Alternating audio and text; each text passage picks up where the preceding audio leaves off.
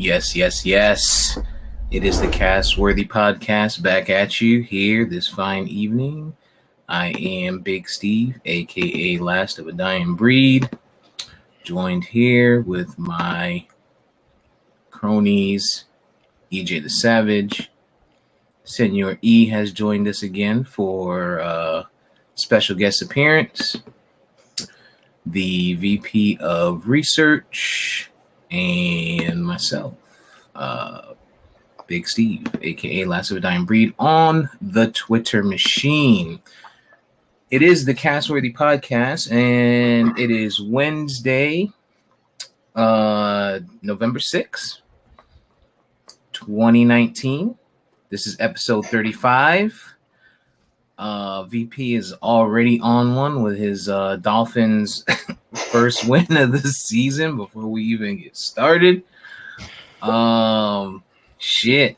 Hey, EJ, you told us that you added us to some new platforms, so why don't you run down the list of where we can be found?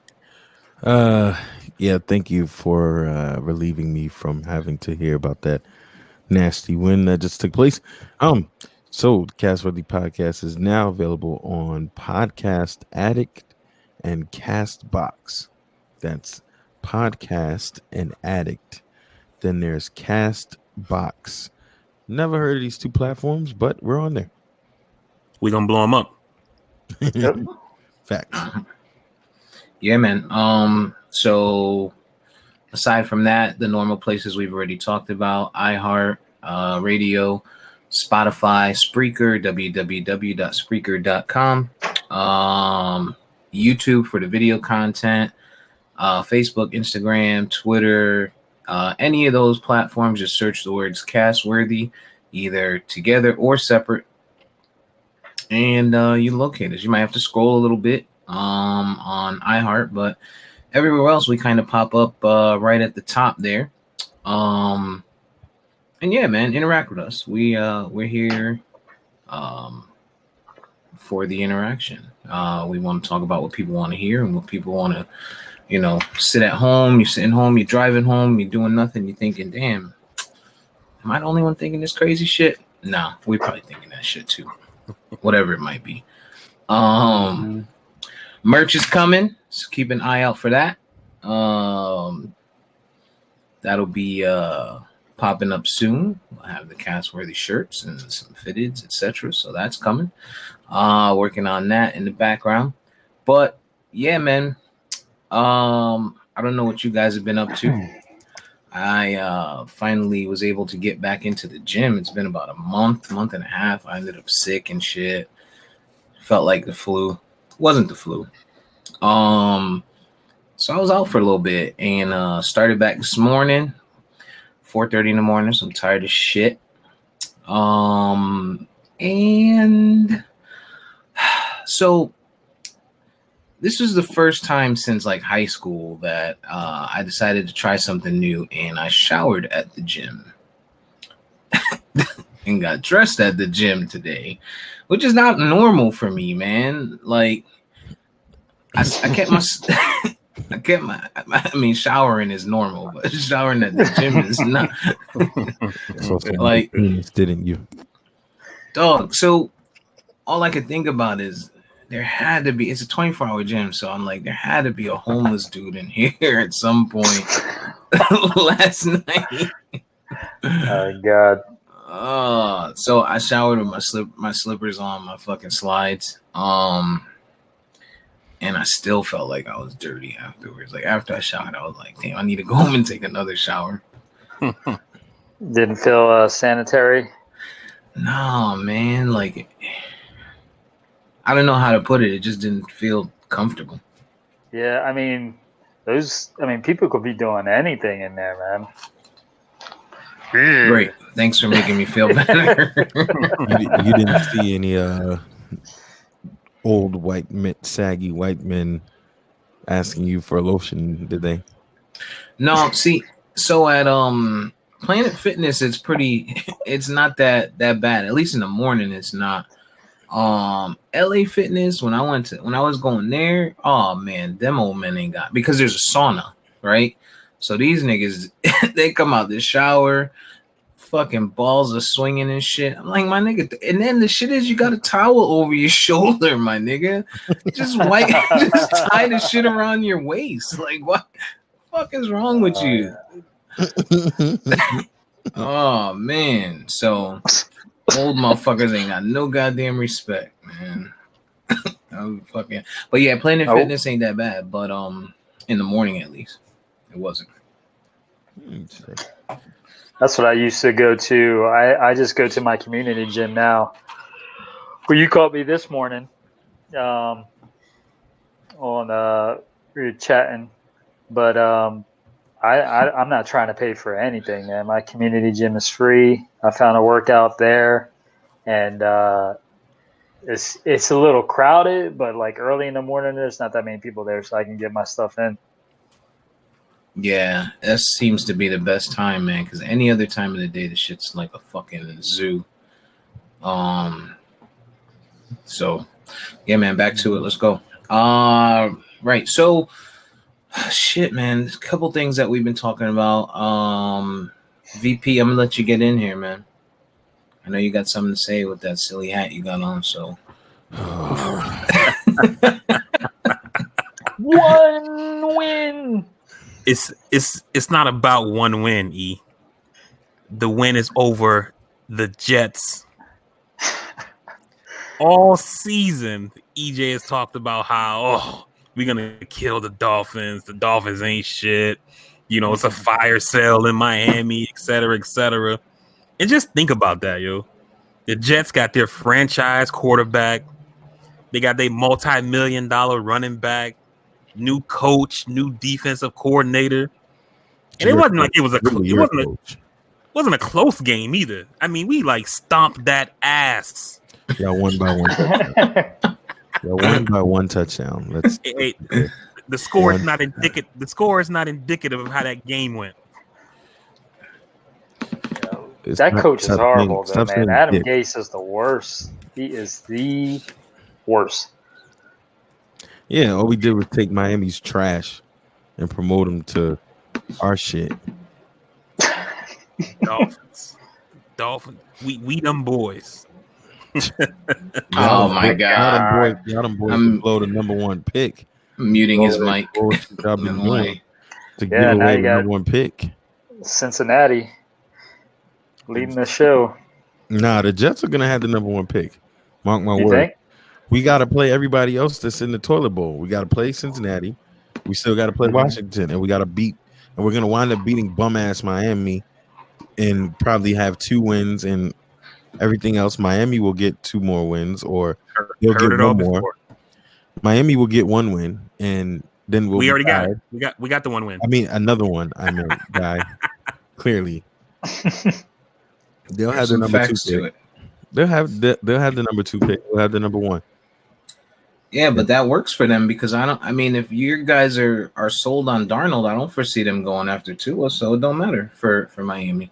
Well, they're still gonna get their guy even if they come in at 2.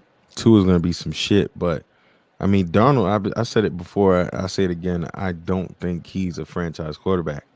I've never liked him. I didn't like him in USC. You really think so? You don't think it's just like Gase fucking him up? I think he's regressing under that guy. I think he's exactly what they said he was. All his draft profiles, everybody tried to make excuses for his interceptions. Like, if you look at all his draft profiles, I'm not worried about his interceptions. His physical intangibles. He you know who he is? He is Matt Stafford with no Calvin Johnson. He probably will be good year 6 or 7, but he'll be in Arizona or something. Like, who knows, you know? He'll be at some other team and they'll have a stellar receiver, and then he'll revive his career like every other white quarterback does, because they get years and years to mess up and then they come back. But I don't think he's the guy right now. You know, in Washington. I just don't think he's a guy. And if you look at everyone else from that class and other, classes recently, I mean, Daniel Jones, is running for his life on every play. The excuse that Jets fans love to use, no offensive line, but he has just as much as time as anyone else. He just does stupid shit with the football. Yeah. That interception he threw on the goal line is indicative of what you're saying, where this guy, he's basically in the grass about to be tackled for a sack, and he just tosses the ball away and ends up being an interception. It worked out because we get a fumble and y'all recover it for a safety, or y'all didn't recover it, but it was a safety anyway. But that throw should have never been made. It's like if he was a rookie, I'd be like, all right, rookie mistake, et cetera, et cetera. You're in your second year. You're not supposed to be doing shit like that anymore. I have no idea because I think you two might have been only two people to watch that game. Did you watch that game? See, there was the game on. one 100th of the fucking population watched that shit. Everybody in Sam Darnold's mother. Nah, I mean BP is spot on. He just makes stupid ass decisions, and it's constant. And it's like I honestly can't even blame Gase totally because I saw it last year. He had more offensive success, quote unquote, last year, and he did the same stuff. You see guys with half the field experience coming in playing with confidence and just making better decisions. He's not a smart football player. He's just not. He's not a smart football player. At USC, I looked at his draft profile, and it amazed me how all of the pundits that were in his favor kept saying he has the physical intangibles. He throws a lot of interceptions, but I'm not worried about that at the next level. What? And that's exactly what he's doing on the next level. Granted, he has an arm. He can, move. He has some flashes. But for us to have done what we did as far as giving up that 6th pick and moving up for the Colts, who on the flip side look like they have a career All-Pro guard. They went and found a quarterback from New England, and their whole defense is revamped with a lot of the picks and things that they got from dealing with us. We should have just stayed at 6, took a gamble with Teddy Bridgewater, kept it moving. What was crazy too watching that game was I remember I don't know if it was last week or the week before when we talked about Gase not using his players, using what they bring to the table like Le'Veon. And what was kind of surprising to me was that in the first quarter, I can't think of the receiver's name, but Darnold was hit Crowder. Darnold was hitting Jamison Crowder like over and over. It was like we couldn't cover this dude. And then it's like they got into the second half, the second quarter, second half, and it's almost like did they trade him between the first and the second quarter? It wasn't like we were covering him that great. They just stopped going to him. And I mean, me as a fan, hey, I'm cool with it. But from a coaching standpoint, that shit was like, what the fuck are they doing? Like, we couldn't cover this dude, and now you don't even go to him. That's what I was gonna get at real quick. I was gonna say, you can put it on Darnold because he hasn't looked sharp except for in the Cowboys game, and even really he didn't look sharp at that point. It was one big play to fucking Robbie Anderson, which was like he just fucking threw it up there, and Anderson, luckily the fucking defender fell down. But when you guys paid Le'Veon Bell a fuck ton of money, man, and so partially it's Gase, right, or whoever's play calling, right? Whoever's calling those plays is fucked up. But Darnold at the same time, he should be able. You know what? You got to change it at the fucking line, man. Sometimes it's easier or better to ask for forgiveness than it is to ask for permission. And if they're calling poor plays and you're like, yo, I got Le'Veon in the fucking huddle and he's disengaged or whatever the case may be, then I'm going to check out of it. And, I'm an audible and I'm going to get the ball to the superstar that we paid. And if we lose with the ball in our superstar's hands, not fucking throwing the ball up to a guy that we were talking about trading at the deadline anyway. You know what I mean? Yeah. Mm-hmm. So, I mean, Le'Veon, what was his stats?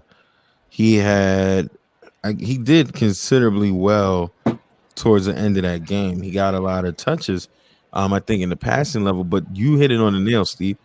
We play the Cowboys, and they do a zero blitz package, man to man, one safety where Robbie blows the top off the play, and he's wide open. It's the same defense then he sees next week versus New England.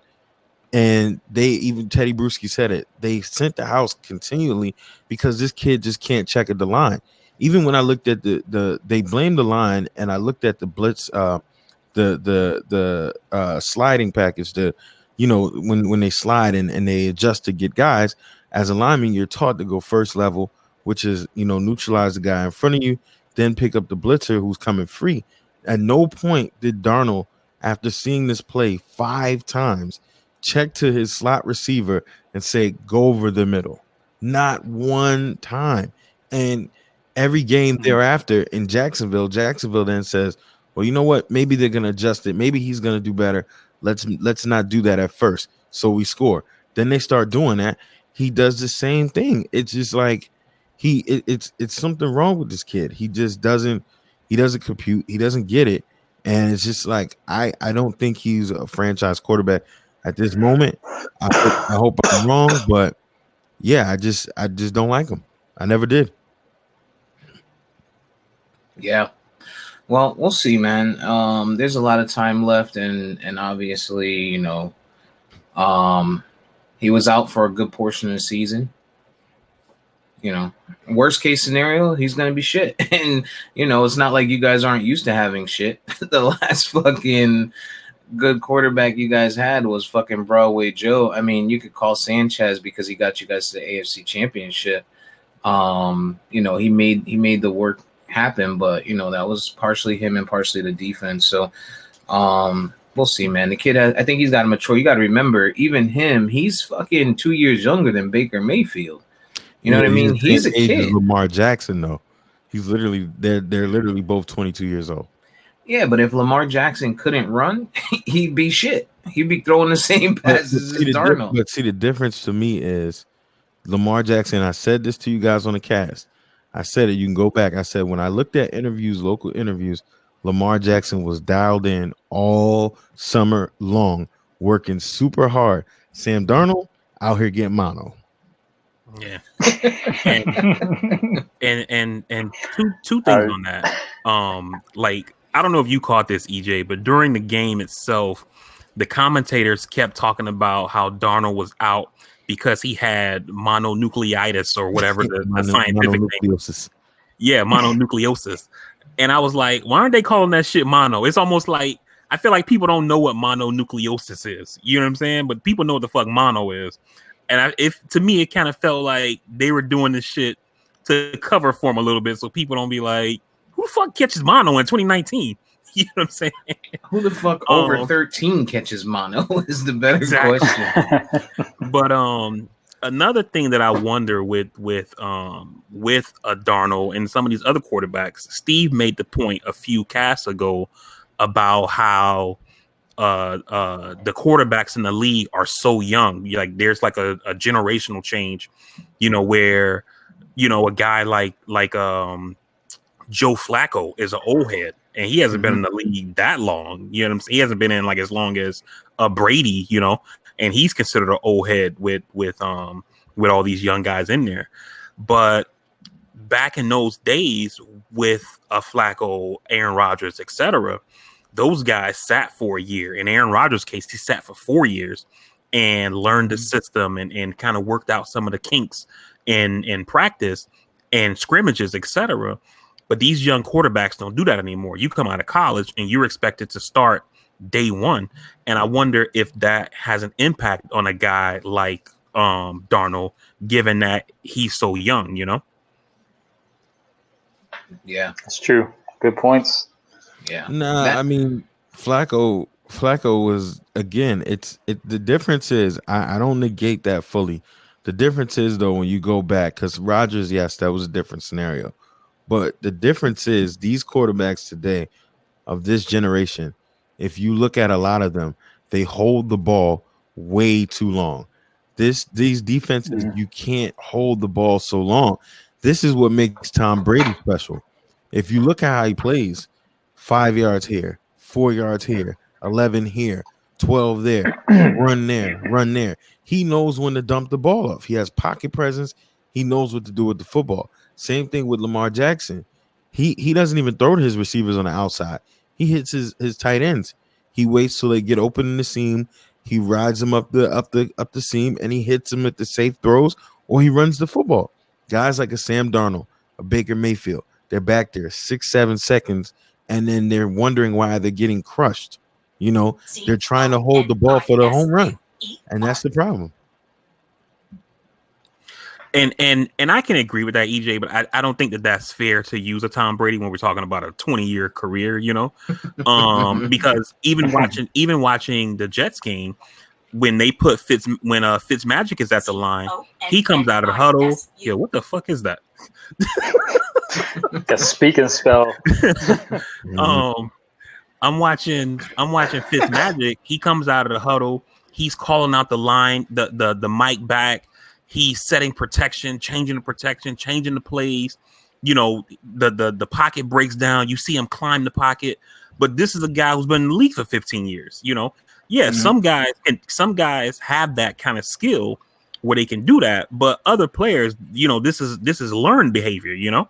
But if you look at Minshew, look at Jones, none of these guys do it. Like, I'm not disagreeing with you, but the thing that made these guys special, the kid in Carolina, they look like veterans because they make veteran moves. Sam Darnold is the oldest of field action of all of the young guys playing, and he's still doing rookie shit. He just doesn't even. Oh, that was the point I wanted to make that Steve brought up. I forgot, it slipped my mind. And this is the last thing I'm gonna say. In the Cowboys game, we're scoring, we're moving, we're doing our thing. We're down in the red zone. This fucking guy throws the most errant interception that damn near puts the Cowboys in the game and seals it for them had the defense not come up. At some point, you're out of the tackle box, throw it out of bounds, live to fight another day. This guy literally, and I watched the Jacksonville game, it's 8 minutes and 44 seconds left. It's 2nd and 24. A back or a H-back comes out the backfield. He's wide open. No, Sam Darnold decides to throw in 2-man safety coverage, one low, one high, and gets picked off by the guy, Herndon, I think, for the 2nd time in a row. It's just, I want to be this gunslinger highlight reel guy, and they just don't know when to just give it up. That's the thing that made Carson Wentz special, because he knew what to do with the football when shit wasn't there. Who? I know. Fuck out of here. This motherfucker. That's not what the fuck the stats say. Why you just, man, you know what? You just be spewing shit. Yeah. Stats say first pass opportunity throw to the other team. That's what the stats say. You know what the stats say? You lost to the Jets? Who has the best QBR in the league? Don't worry, I'll wait. Lamar Jackson. Didn't you make a bet about QBR?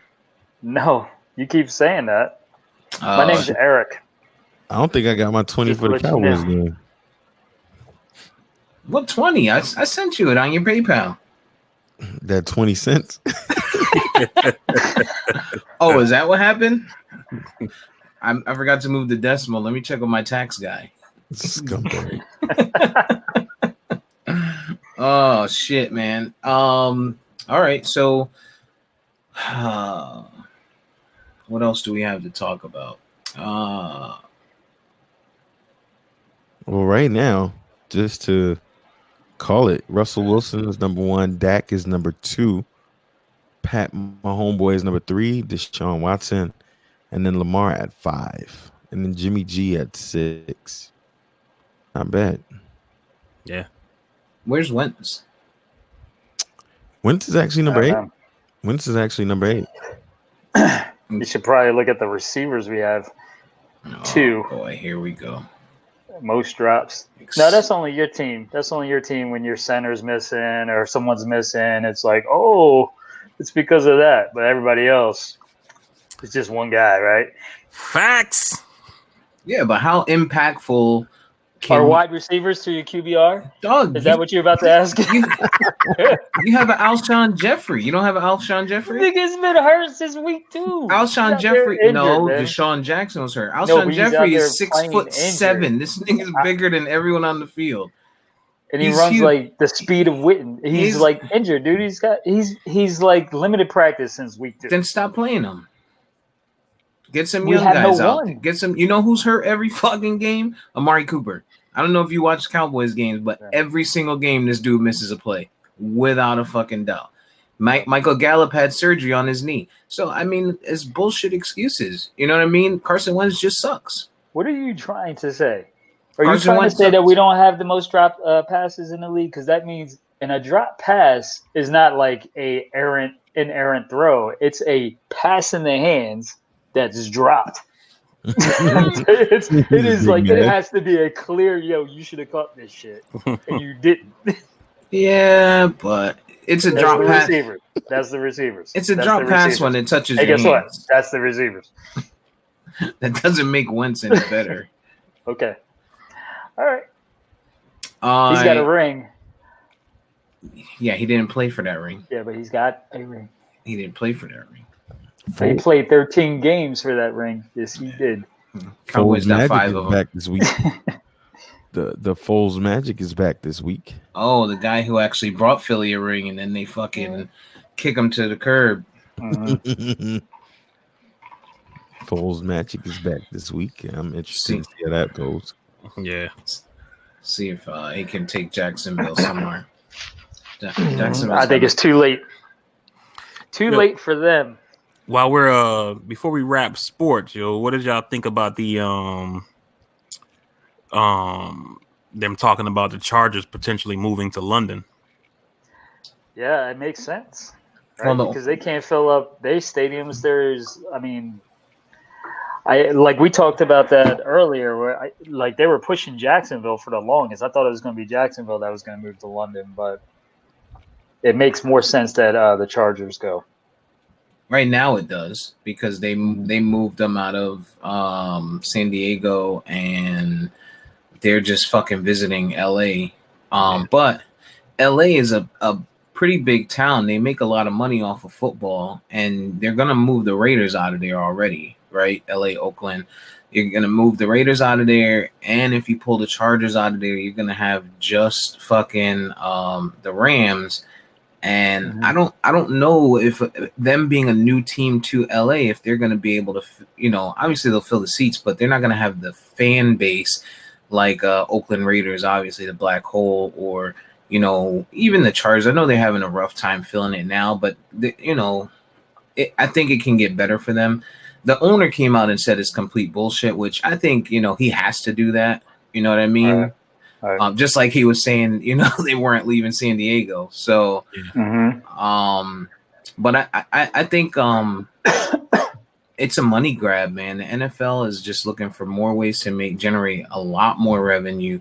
If you can have football, and you know what? This past Sunday, football started at 9:30 in the morning, and it ran all fucking day. So, I mean, I think if they could make that happen and make every single game, besides their bye week, of course, the 9:30 game as opposed to a 1:00 game. I mean, it sucks for the West Coast, because that's where they're coming from anyway.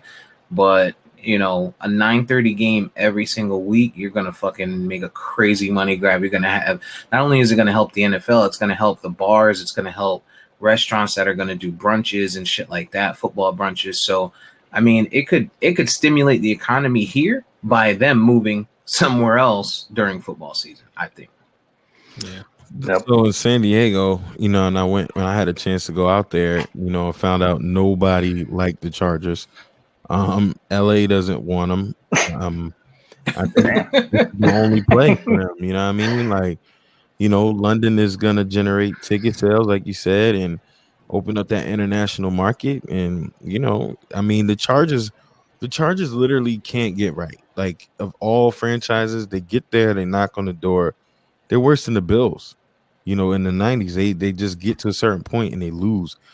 So Phil Rivers is literally the only thing that they're holding on to. You got Melvin Gordon that they clearly, let him know he was expendable. Who else out there you really gonna follow this team with? That gives you a chance to pretty much make this, even though it's a historic franchise, to some degree, they're pretty much gonna get treated like an expansion team. Yeah. The thing about it that I didn't like was the reporter who wrote the story said that if this were to happen, the two scenarios that they would look at would be to move the Chargers into the AFC South as far as division wise, because it wouldn't be feasible for them to have to travel all the way to the West Coast to play their division rivals if they stayed in the AFC West, or put them in the AFC East. And they were saying basically shift the Dolphins to the AFC South and then put the Chargers in the AFC East. And I don't necessarily like that. And I mean, you look at, and the reason is just that I feel like the AFC East is an established conference. The teams in it have been in the league for a while. You have established rivalries. Whereas in the AFC South, a lot of those teams there, you got the Jaguars, which is an expansion team, the Texans, which is another expansion team, and Houston, which used to be in New Orleans, and I mean not Houston, but Tennessee, which used to be in Houston. So this division is not established with established rivalries, etc. So to me, I think moving the Chargers into the AFC East would be a mistake. I agree. That's like one of the most boring divisions to me. Who's you got? The Colts, Texans, Titans, and the Jags, right? That's just a dull freaking division. I don't like that at all. But that London team, the Chargers go out there, that's like one hell of a home field advantage. That's a crazy home field advantage, man. It is. Absolutely. I don't know how that will work. And so I guess all the players pretty much are living in London over there. Like you got entire teams and families just getting shipped out to London. So it's weird. For the season, but I mean, they're not going to pay.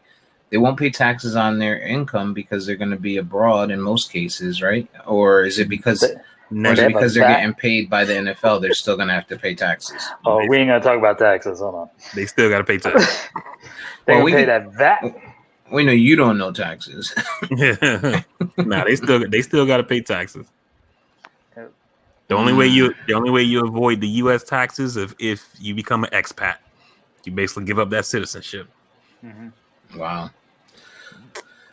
Did you guys see the comments by Bill Pulliam? And is it time to just say racist old GM, get the fuck out of the way?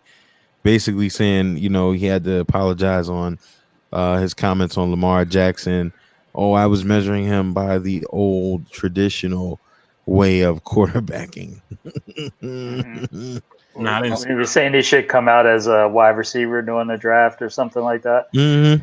Yeah. He basically had to eat crow after this game in which he they apologized. Patriots. Though you gotta give him that. I gotta give him nothing for being a closet racist. He came out and apologized. He's a closet racist. I still think that. I mean, the jury's not out for me on Lamar Jackson. He had a good game. They beat the Patriots. Great coaching. Baltimore always gives the Patriots a hard time, even with Flacco. I think that's coaching. To me, is being able to adjust and beat Bill Belichick at his own game. Like I said, I'm not sold on Lamar Jackson. Is he a good player? Absolutely. I need a little more accuracy for him, and I need a little bit better passing stats for him to say that somebody was way off thinking that he was a quarterback. But I do agree with you that, what he said makes you think, racist. Yeah, I mean, the thing about Lamar Jackson is, here's the context, and it's always going to be the context. When it comes to a black quarterback, you hear the same narrative. And the disgusting part is these guys, in many cases, Lamar Jackson was at the top of his crop as a quarterback in college, received the highest award. And black quarterbacks are the only ones that get shitted on for utilizing their other talents to run the ball. When you see a guy, look at, like I said, Sam Darnold. his physical intangibles. He can climb the pocket. He can move around. He can run. Anytime the white quarterback has that arsenal to his game, he gets heralded for it, you know? And then we could talk about accuracy, but you know what? As great as an arm that Sam Darnold has, or somebody like him, or Baker Mayfield, they make Josh Allen. well. I like Josh Allen actually, but Yeah, Josh but Allen he was not accurate. He is was an not accurate. They didn't say the same thing about him. and there's another guy again who gets praised for his scramble ability as a 6'5" white guy, right? But when we look at the accuracy of these other said quarterbacks, you can argue accuracy when a guy makes a great dime throw, Aaron Rodgers-esque, a Drew Brees-esque, but they don't have guys that's doing that. These guys aren't doing that. And the other thing that sets Lamar apart, and I agree, Steve, you know, the Harbaugh in Baltimore has not gotten his flowers. He's a great coach, but Lamar Jackson has made it his business to not turn the football over. And that you can coach that, but as we see in many situations when the pressure is on, if you fold, you fold. And a lot of these guys that we have mentioned have folded, and Jackson, he just isn't. And you got to give him his fucking credit. He's not turning the ball over. So I can agree with that. The only caveat that I would make is that I think what some black quarterbacks do that I don't like, not that I don't like, that I think that maybe they could change is, you know, you had guys like Vic and like a McNabb early in his career, I would say, who are run first quarterbacks, and Jackson seems that way instead of being a quarterback who can run. You know, that's just part of the game these days, where especially, you know, what the crop of kids coming out of college, where the quarterback is gonna be a runner at some point during the game. And especially if you have a quarterback who can run, you know, you're going to implement that in your game plan. But I would rather see a quarterback, you know, whether black or white, but especially for the black quarterbacks, be quarterbacks who have the option to run instead of being run first. Because being that run first quarterback, that turns you into Cam Newton, who you can't stay on the field because you're always injured, because you got these 260-pound motherfuckers knocking your fucking block off, you know? So run when you have to, but be a passer first. Like Russell Wilson. Yeah. I guess, man, isn't it that we do what wins, what makes sense, you know? And it's not like he can't throw. You know, that's the thing that they blew the Dolphins out. He made great throws against them, and then he's continued to play and pass.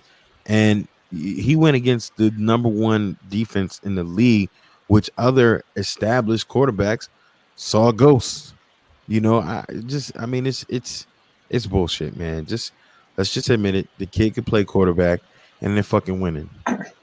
I wouldn't call Darnold established.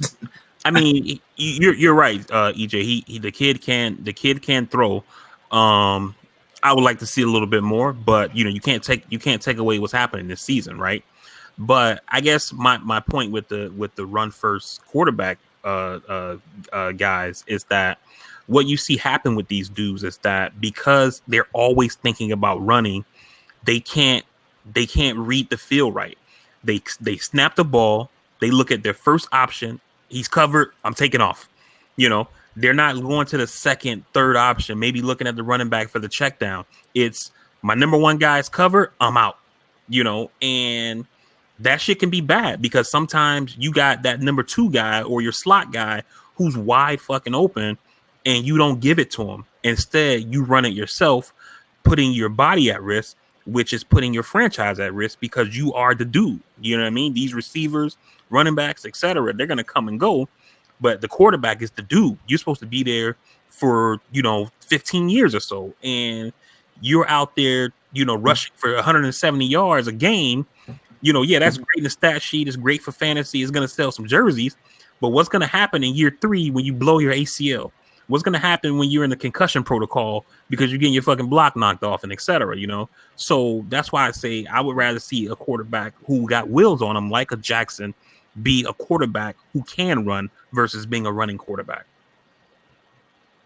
Yeah, and I mean, I think so. I'm looking at their schedule, and I don't think it's really until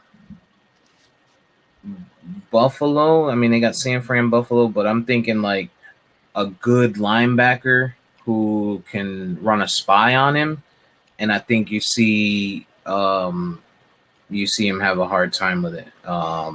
Just my personal opinion. But I mean, they played Seattle, and I mean, if anybody should have been able to do it, it should have been Seattle.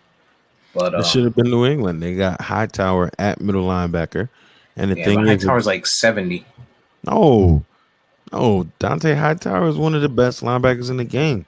He just got millions from the Patriots. No, man. If anything, you get a guy to spy on him. Fine, you take that out. But who's going to cover the tight end? Not your safety. Not your 5'11" safety going against a guy like Andrews at 6'3" with great skills. It's a perfect storm, and that's exactly why Ozzie was the GM that he was. He knew what he was fucking doing, But I don't mind taking that shot with him, because if it's somebody like me that's coaching and you don't believe in his arm or his accuracy, then I'd rather make him make that throw to a tight end. You're not going to beat us throwing to a tight end. You know what I mean? You're not Tom Brady. That's all he's been doing all year. That's all he's been doing. His tight ends are his leading receivers. It's like we could say all the shit that we want to say. We just watched him beat the Patriots. Say anything you want to say. Run first, pass first, whatever. He did it.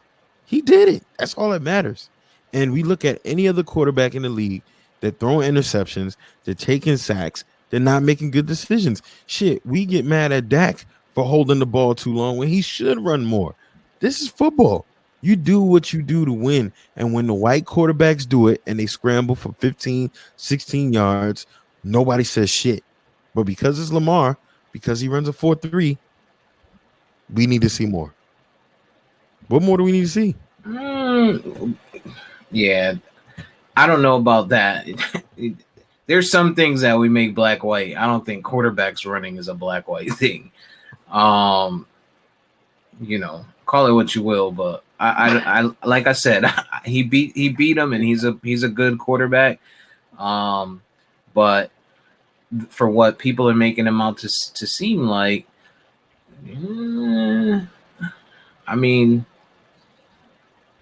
I'll take, like VP said, I'll take Russell Wilson any day. I'll take a guy that I can count on to be able to stay in the pocket and make decisions, get out of the pocket, and still throw the ball. He gets out of the pocket and he just gone, takes off out of nowhere. But whatever, we'll see. He's a young kid. Hopefully he grows a little bit more, just like anybody else. And we'll see some growth in his game, and he'll get better. Probably my book. Yeah, and probably with the, eventually when he gets his milk of magnesia, gets him a little white girl.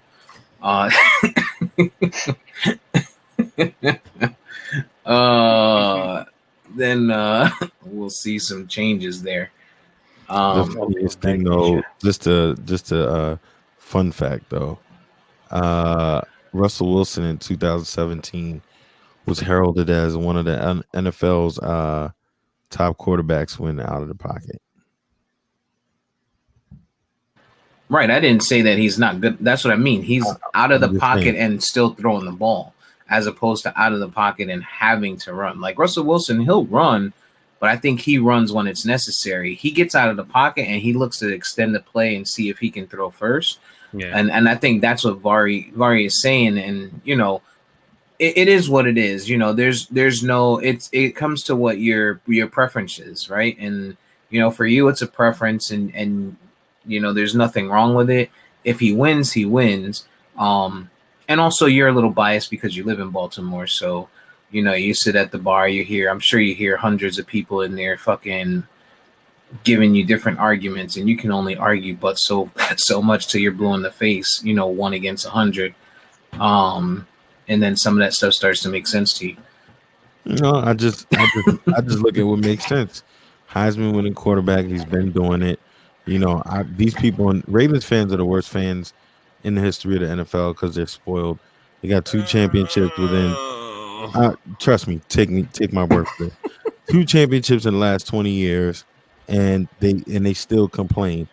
They don't even respect Flacco and his tenure here, which to me is blasphemy. If you've been a Jets fan, a Dolphins fan, and you haven't had anything remotely like Flacco, you learn to appreciate what you see, and that's not this team. That's not this town. So definitely That's the point I always make about New York fans with Eli. And I get it that Eli's been some shit, but he was their quarterback when they won 2 Super Bowls, and they just shit on this dude like it's nothing, And I'm like, yo, you haven't won a champ. When the Giants won their last championship, like in the early 90s, I believe it was, and you have this guy who won you 2 championships within like a 5-year span, and you're just against a dynasty, right? Yeah, against a dynasty, and you're like, fuck that dude. That shit is amazing to me, man. Yeah. Like Eli shouldn't be able to. He shouldn't be able to spend money in New York. Like his money should be no good in New York, and they treat him like he's a fucking bum. I mean, he is a bum, but he shouldn't be treated that way in New York. Not in the playoffs. Playoffs, he's good. Regular season, he sucks. I remember that guy got like negative points one year. I had him in fantasy. I was like, how do you get negative points the entire game and you weren't injured in fantasy? Eli, that guy did it. Eli could. Well, because Eli, he tends to lead the league, and he was leading the league in interceptions. Mm-hmm. So,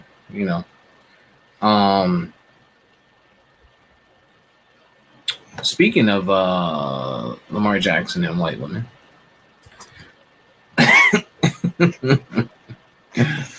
interracial relationship. So, interracial to you guys, what does that mean? Like, is that more like, do you guys consider like Hispanic and Black interracial, or specific to white people, or white and Black, or white and Hispanic, or whatever the case is? Like, how do you guys look at that? For me, I look at interracial as like a white Black thing, white Asian. I don't necessarily consider a Black person and a Hispanic person to be interracial, because me personally, I consider Hispanic people to be Black because their ancestors came from Africa just like ours did. They just got dropped off in a different place, So I wouldn't necessarily consider a Black person dating a Hispanic or Latina person or Latino person to be interracial, personally. I do. If for technical purposes, if it's a race and it's a different race, then it's interracial. I mean, I don't know how you can separate. I don't even like adhere to that anyway. It's kind of, I mean, that's just for what Vari says. He considers Hispanic people to be Black people. I don't know if Hispanic people consider themselves to be Black people. I don't know if Black people consider themselves to be Hispanic. I'm like, I don't know how you pick which one it is. You know what I mean? Like, how are you, if they're the same, then why don't Black people think they're Hispanic? I can't fully agree with that. I mean, I think it all depends on culturally where you're coming from, what country. Because my folks are Spanish speaking, and they're Black, and they consider them themselves Black. But then you have people that have more, I guess, Caucasian ties or ties to the European Spanish, Spain, and they won't consider themselves Black. But yeah, I mean, I don't know. The whole concept of race is touch and go for me. I just think the whole concept of race itself is just gone somewhere completely where it shouldn't have, because of where it came from. And I think ultimately we have to be able to see between those lines if we ever want to have a better future. So me personally, I really don't give a shit about it. I just say people should be happy regardless.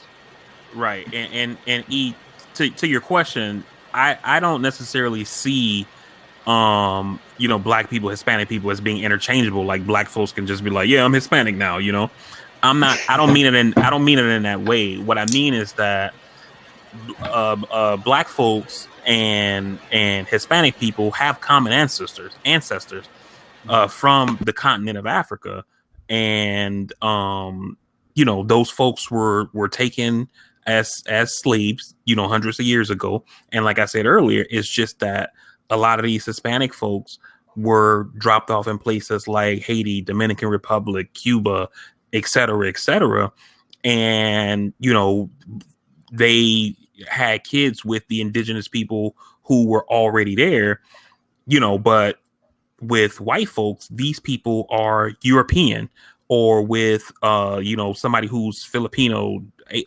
Chinese, Thai, etc. From Asia. So we don't have that. I mean, all people, I guess, have common ancestors, but we don't have common ancestors with those folks in the way that we do with folks who are from the Hispanic community, I guess is the point I'm trying to make when I say that. Mm-hmm. I hear you. So there was a video that came out recently. I don't want to misquote it, but Fat Joe talked about it, and he talked about Afro Latinos. And when we talk about, our Hispanics or Latinos, Black or whatever, he outlined some shit there. And again, I don't want to misquote it, so I'll leave it to that. But so if you think of it like this, right? Haiti and the Dominican Republic, they share an island, right? They share a body of land. So, if you have a Haitian, it's hard to call a Haitian Black, and not consider a Dominican in some sense Black, right? Puerto Rico's a little different. Mexico's a little different.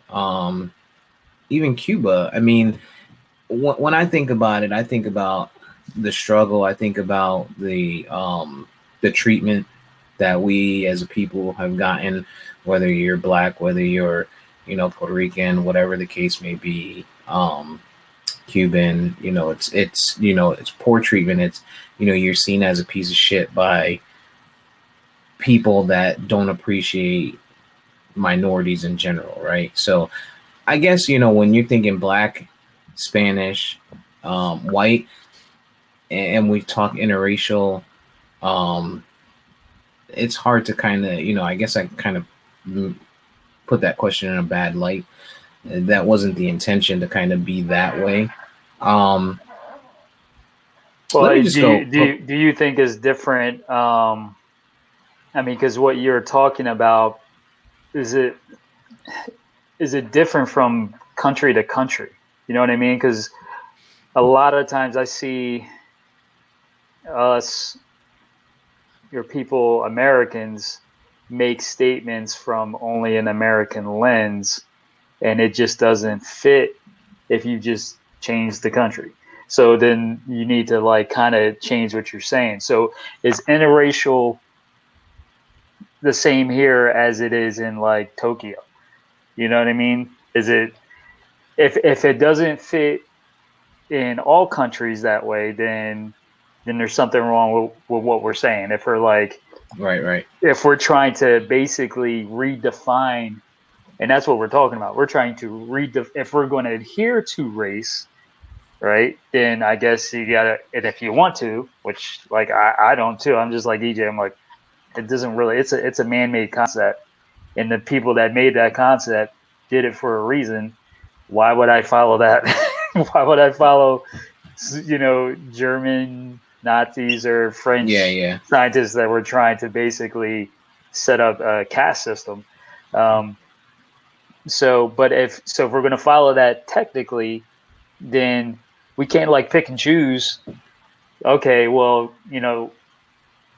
you're almost like, it's kind of crazy. It almost like dovetails into like the LGBTQ movement, right? So you're like, people are picking and choosing what they're identifying themselves as,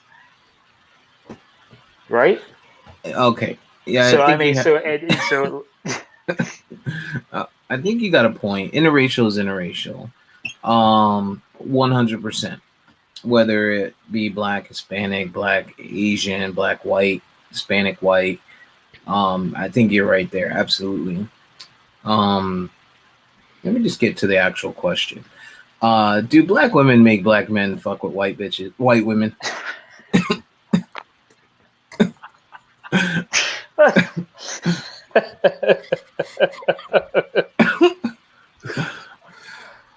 Woo. Well, some do. and vice versa. I mean, And vice versa. yeah, I mean, okay. And vice versa. Because some black dudes probably make black women mess with white dudes. No, let's keep it real. Let's keep it real. All right, so you can say it. That is true.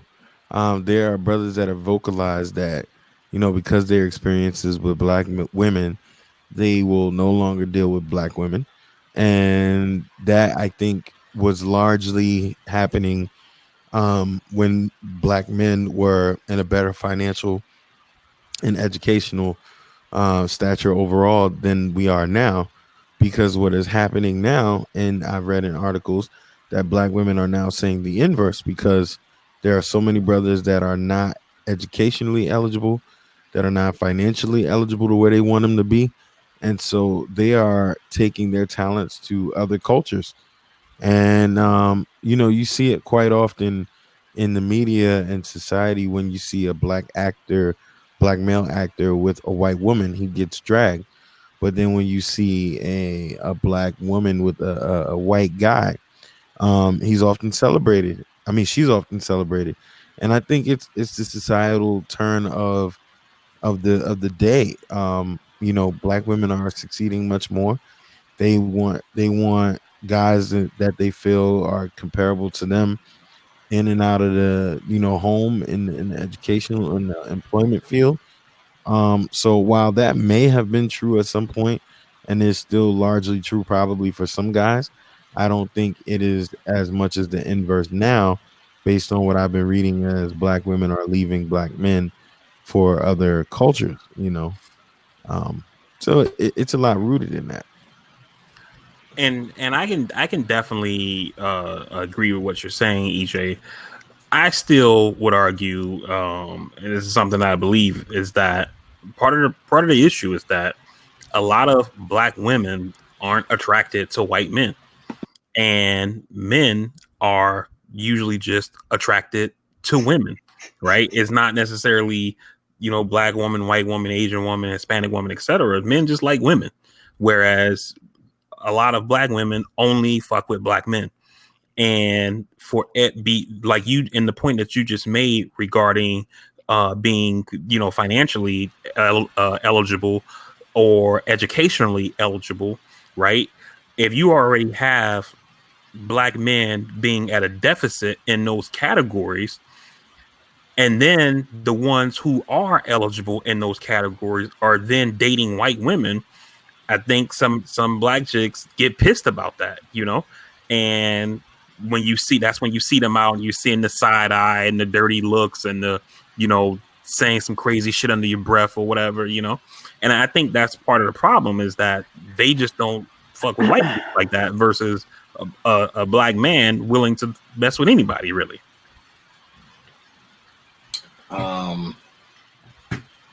Okay. You got anything on it? Because I'm probably gonna say something that's they should just shut the fuck up. That's what I'm basically going to say. Just, I mean, you don't own people. We don't fucking own people. Shut the fuck up. Period. Grow up. Get a life. People like who they like. Exactly. I'm like, oh my god. So I think you can. Okay, so I think you can like black women as a black man, obviously, right? Mm-hmm. And it's not the lack of liking the person. I think it's more so liking what comes with the person, the attitude, right? Mm-hmm. The heritage, the the background, and it's just in the gene pool. Like VP, you're different. You're blessed, and it's probably because your wife looks white almost because she's so damn light skinned. She damn near lighter than Drake. So so perhaps, and she not like, and she's the good egg, if you get my drift. If you know some of her siblings, and how black they Oh could my be. god. Um, Who's watching this? so Uh, I'm looking for the words to say to not get in trouble. too late, man. You're already way past that. Yeah, Yeah, for real. I love Jeez. black women, man. I think for us, You again, see him turn that shit like on you a grow. dime. He's like, boop. No, you grow up in you grew up in the north, right? And we grew up in the northeast, right? And there's there's a certain characteristic that they have. Like I just don't want to go to jail, man. Like I don't want to have to smack a bitch. like they will test you, dog. Like I don't know if y'all been watching Power, and Oh my god. I know it's fictitious, but that shit real, man. Like Mm-hmm. they will test the fuck out of you. They know no boundaries. They know no fucking barrier. And you have to go to that level, like you know what I mean. With a Hispanic woman or the white woman, it's not. I mean, they're crazy as fuck, but they're not gonna push you through that motherfucking. Like a black woman will take you through the fucking dirt, dog. Like black women, like if you think about black, you just stop shaking your head. The fight that you ever seen like a couple fight and Mm-hmm. like a black woman will be quick to tell a dude like you ain't like should be the one that be like you ain't shit, that's why I make more than you, like in public type shit, you know what I mean? you don't get that from others, you know what I'm saying? They just I don't know, man. I don't know. It's weird to me. And of course there's the judgment part, like EJ is saying. They don't feel that you're not they don't feel that you're providing at a certain level, or but that's simply just calling them gold diggers. So I think you're worse than what I'm saying. That's not what I said at all. It's just throw you right under the bus, right? yeah. I feel like when Steve finishes, we need to have like one of them fucking disclaimers that says the comments shared by Steve are his own and are not associated with his former. At With the his bottom of this. Yeah, I mean, Like, some of what you get in that, and I mean, I'm not gonna leave you hanging, but I mean, black women are we could argue that culturally, and historically, they've been some of the strongest women in the world. So it only makes sense that when they are pissed at you, when they are gonna dog you out, it's gonna probably hurt worse than anyone else will do, because they know you best. They're strongest, they're fiercest. Can't argue that with you at all. I don't have too much experience with other cultures, but from from what I'm hearing and what I Support know to your be true, kings, man. what I Like know to that's be true. ultimately what I'm getting at. Like support your fucking kings. You want to call him a king and you're his queen when shit is good, but when shit ain't going so well, like you quick to put the business out there. You got the fucking dirty memes on fucking Instagram, Facebook. Like, you put the business out there, support the motherfucker. Like, if you go through hard times, you gotta fight through it. You know what I mean? And I think that, to me, is, again, this is, just my experiences and my opinions, and what I've seen. I know you guys have probably seen different. It's, hey, you leave a bad taste in somebody's mouth. That's just the way it goes, man. Don't get me wrong, black women are beautiful physically, beautiful mentally, and like any other race, there's bad apples in all of them, right? Or like anything, period. Whether it's race, whether it's dogs, whether it's kids, you're gonna have bad apples one way or another. Wait, Yo, so What I'm saying is, with like white women, Spanish women, etc., Asian women, whatever the case may be, you're gonna have the they bad don't do apples. that. Are you saying in large, these other cultures don't do that? Is that what you're saying? It's not as common.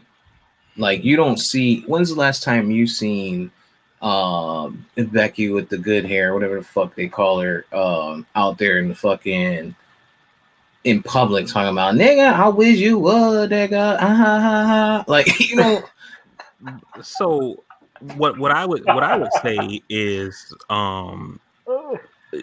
you have to kind of look at a situation like that and then think about that person, that woman's perspective somewhat historically. And we've talked about this on this podcast, and me and EJ talk about this a lot, where you've had a system that was set up to basically put black men in jail, and these women have been dual-hatted, where they're playing mom and dad, and you've had women raising men, women raising women, and these women who are raising women may be telling their daughters, you can't have to depend on the man, because look at how I've had to struggle to raise you, to put food on the table, to make sure the lights are on, make sure we got a roof over our head, et cetera, et cetera. And this woman that you are dating now, and I'm not saying you, Steve, I'm talking in general, but this woman that you're dating now is saying, I watched my mother struggle because, there was no father there, and I'm not going to let myself ever be dependent upon a man to make sure I got it. So I'm always going to do me and be independent, et cetera, et cetera. Now comes along a guy and he on some bullshit, and she's like, yo, I don't got time for that shit, because she's looking at the shit that he's coming with, and she's tying that to her whole life experience to be like, yo, fuck that, because she was raised independent minded by an independent mom, because there was no father there, and some of these guys may have just been dirtbags, some of them might have been in the system, etc. But regardless of how it happened, it happens, and I think that can be some of the cause to some black women having that strong will to basically stand up and be like, I'm not tolerating any shit from any dude. And when you juxtapose that with with a white woman who maybe grew up in a 2-parent home, and her parents were been married for 30 years, and they they had dinner at the table every night, and everything was all good. When she brings that experience to the relationship, she probably doesn't come at it in that same way where, yo, I'm not taking no shit, because she don't have that same life experience as the black woman probably does. I think and that all makes perfect sense, and I agree. I just always come back to the point where, at some point as a mature adult, you have to not project your entire life onto someone else. Because in the end, I mean, if this is what we're saying, who wants to basically be berated? Who wants to, like, no one wants to be berated. When it comes down to it, and it's, you can disguise it with strong, you could disguise it with, or you could say, I mean, to say disguise, hey, I'm being strong, this is my experience is making me not put up with some shit, and I'm just going to react this way, and it's going to be like, all right, well, I'm not down for that, and I'm just don't want to deal with it. I mean, I don't know how many women that are like that want to be talked to like they talk to people. You know what I mean? So I don't think it's reciprocated. They don't want to hear, Who's they? as anybody. I don't care like whatever race that has whatever it is. I mean, I've gone through some shit in my life. I've gone through some hard shit. I know the three of you going through some hard shit. Does that mean that we should fucking be like, listen, man, just stay in your lane or whatever, because I don't need you. Is that how we should talk to our women? Exactly. Yeah. No. So I mean, it's like, how is it like on both sides? We've been through shit at like we're the guys getting locked up. You're complaining about us being locked up. We're the ones locked up. So should we come out swinging? Because of what we fucking dealt with. I'm not saying that it's not a reason, but I'm just saying like people have it just goes back to I was joking. I'm like, shut up because you don't own anybody. But what it comes down to in the end, it's like you don't have to deal with someone else's shit. Like, hey, look, I respect you. You went through some stuff, and we can make things work. Let our life starts now. Basically because you went through something doesn't mean you have to keep going through it. You don't have to live your life as though you're still going through it. You can choose to be happy. You can choose to be happy. That doesn't mean you're choosing to be stupid or you don't have to forget where you came from, but you can choose to be happy or you can choose to not be happy. And in a relationship, if someone tells you from the start, like, hey, listen, me and you're going to be together and I'm just not going to be happy and I'm going to be on edge the whole time. You down to be in this for life? Fuck no. And I'm gonna act up in with public. anyone, I don't think that's attuned to race. I mean, because I know I've dated girls from all different types of races, and some people just go through some shit and they just cling to it, and it's nothing that I think that they're doing wrong. There's just that some people go through childhood drama and they just bring that into a relationship and they can't get over it, and it's a shame and it sucks and they need help. But the other person doesn't have to stay in that relationship. They could just be a friend because everyone comes with baggage. So, you know what I mean? That's where I get at some point. What are you expecting to happen if you're going to go in to a relationship jaded from everything you've been through? You're probably not going to be in a good relationship, period. Maybe you shouldn't be in a relationship until you fix yourself. So I think the thing that I think because I mean Steve has put himself on the line to make this I'm trying to help toxic. No, I mean he's put himself on the line to make this controversial and toxic. So he fell on the sword. But I think what VP is talking about and what you're summing up is that there is a societal, cultural, systemic reason as to why there is a rift between the black man and the black woman in our community. And I think largely to what E is alluding to, there seems to me as a black man, there seems to be a societal notion that we don't go through things, we shouldn't feel some way, and we are kind of on the lowest spot on the totem pole. But I think what we need to do as a people, as a culture, is realize that our struggle is one and the same, and that we should not be able to, we need to, as a people, move on from our cultural ills. It's very easier said than done because it's been so etched in on us. It's so apparent. We're still fighting an uphill battle. But you're right. I mean, at some point we have to, as individuals, say that, well, you know what, we have gone through centuries of trauma that still ring today, that are still persistent today, with the police, with the socioeconomic statuses, with our own communities' crime on one another. At some point, as a people, we have to rise up and realize that our struggle is our struggle. And you know what? There is a huge divide. If you just go on social media, I can count on my hand per minute at least 5 posts per minute of someone tearing the other side down, and it has to stop at some point. And you may not see it as large in other cultures, and I think both of you guys make sense that there's a reason for this over time, the why it's happened. But also at some point, we really need to realize that yes, you have been through a lot, so have I. The same way your absent father affected you, it affected me. And together we got to realize where we are. We got to be willing as a people to see that we're equal, see that we're both human and be humane with one another and really want to move on. But I mean, to some of what Steve is saying, culturally right now, it does not read that way. And it hasn't for quite some time on both sides. Black men have not treated black women right in society, in music, in media. We've perpetuated so much negativity, and like I said before, now that the coin is flipped on the other side, where they're doing better, they have a stronger voice.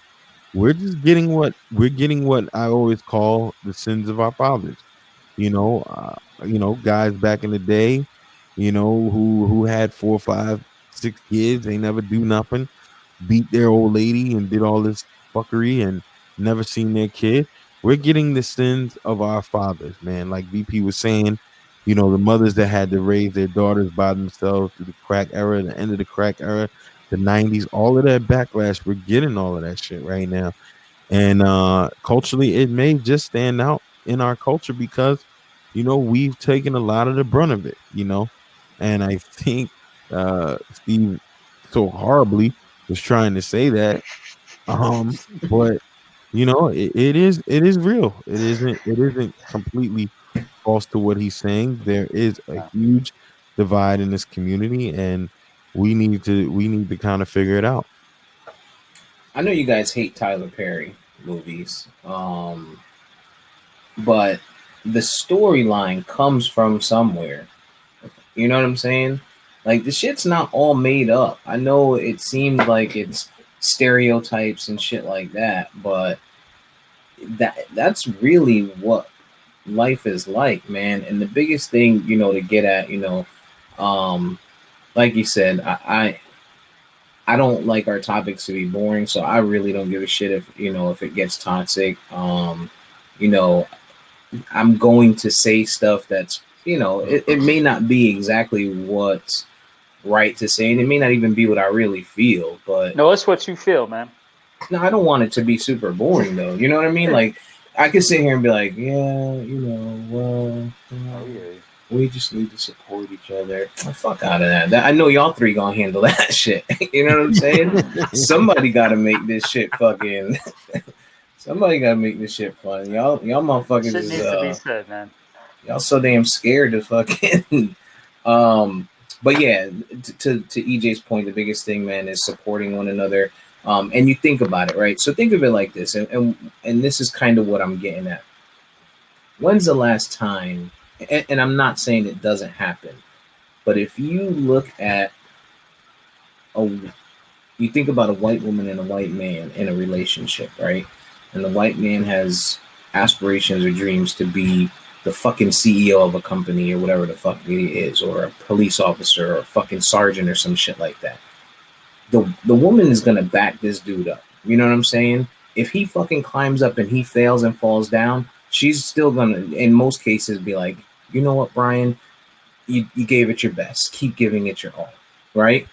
But Jaquisha, on the other hand, gonna be like, Darnell, you ain't the motherfucking CEO yet. You better get back to motherfucking Town Fair Tire and change them tires, nigga, because we got bills to pay. Like, that's the shit I'm getting at. Like support them. Like, yo, you know what I'm saying? Like, you got to be a team, man. And that's what I'm getting at. And it's extreme. Like, I take it to the extreme, but I take it to the extreme so that people can truly understand. Like, that's how we're understood. That's how people, as a society, that's why we're viewed the way we are.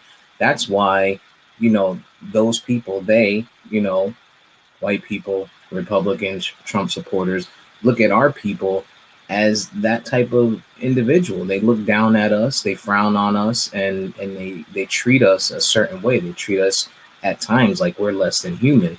And it's because we're putting that forward. If that's what you see in public, if you're acting up in public and that's what these people see, that's all they know of us. It's the same like we say with cops. They don't know us. They don't know how it gets down and how we put it down in fucking, the inner city and, in the hood or whatever. So when they get in there and they see somebody acting up, their first thing is, all I've ever seen is these motherfuckers is acting up. I got to pull my gun out and fucking protect myself. You know what I'm saying?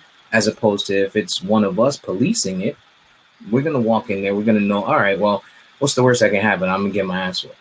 You know what I'm saying? And so it's just what they see, man. And that's, I feel like if we support one another, whether it's, Black, Puerto Rican, Spanish, whatever the fuck you are, then it can only help us in society going forward. Take it for what it is. But y'all niggas is boring, so I gotta make it fun. No.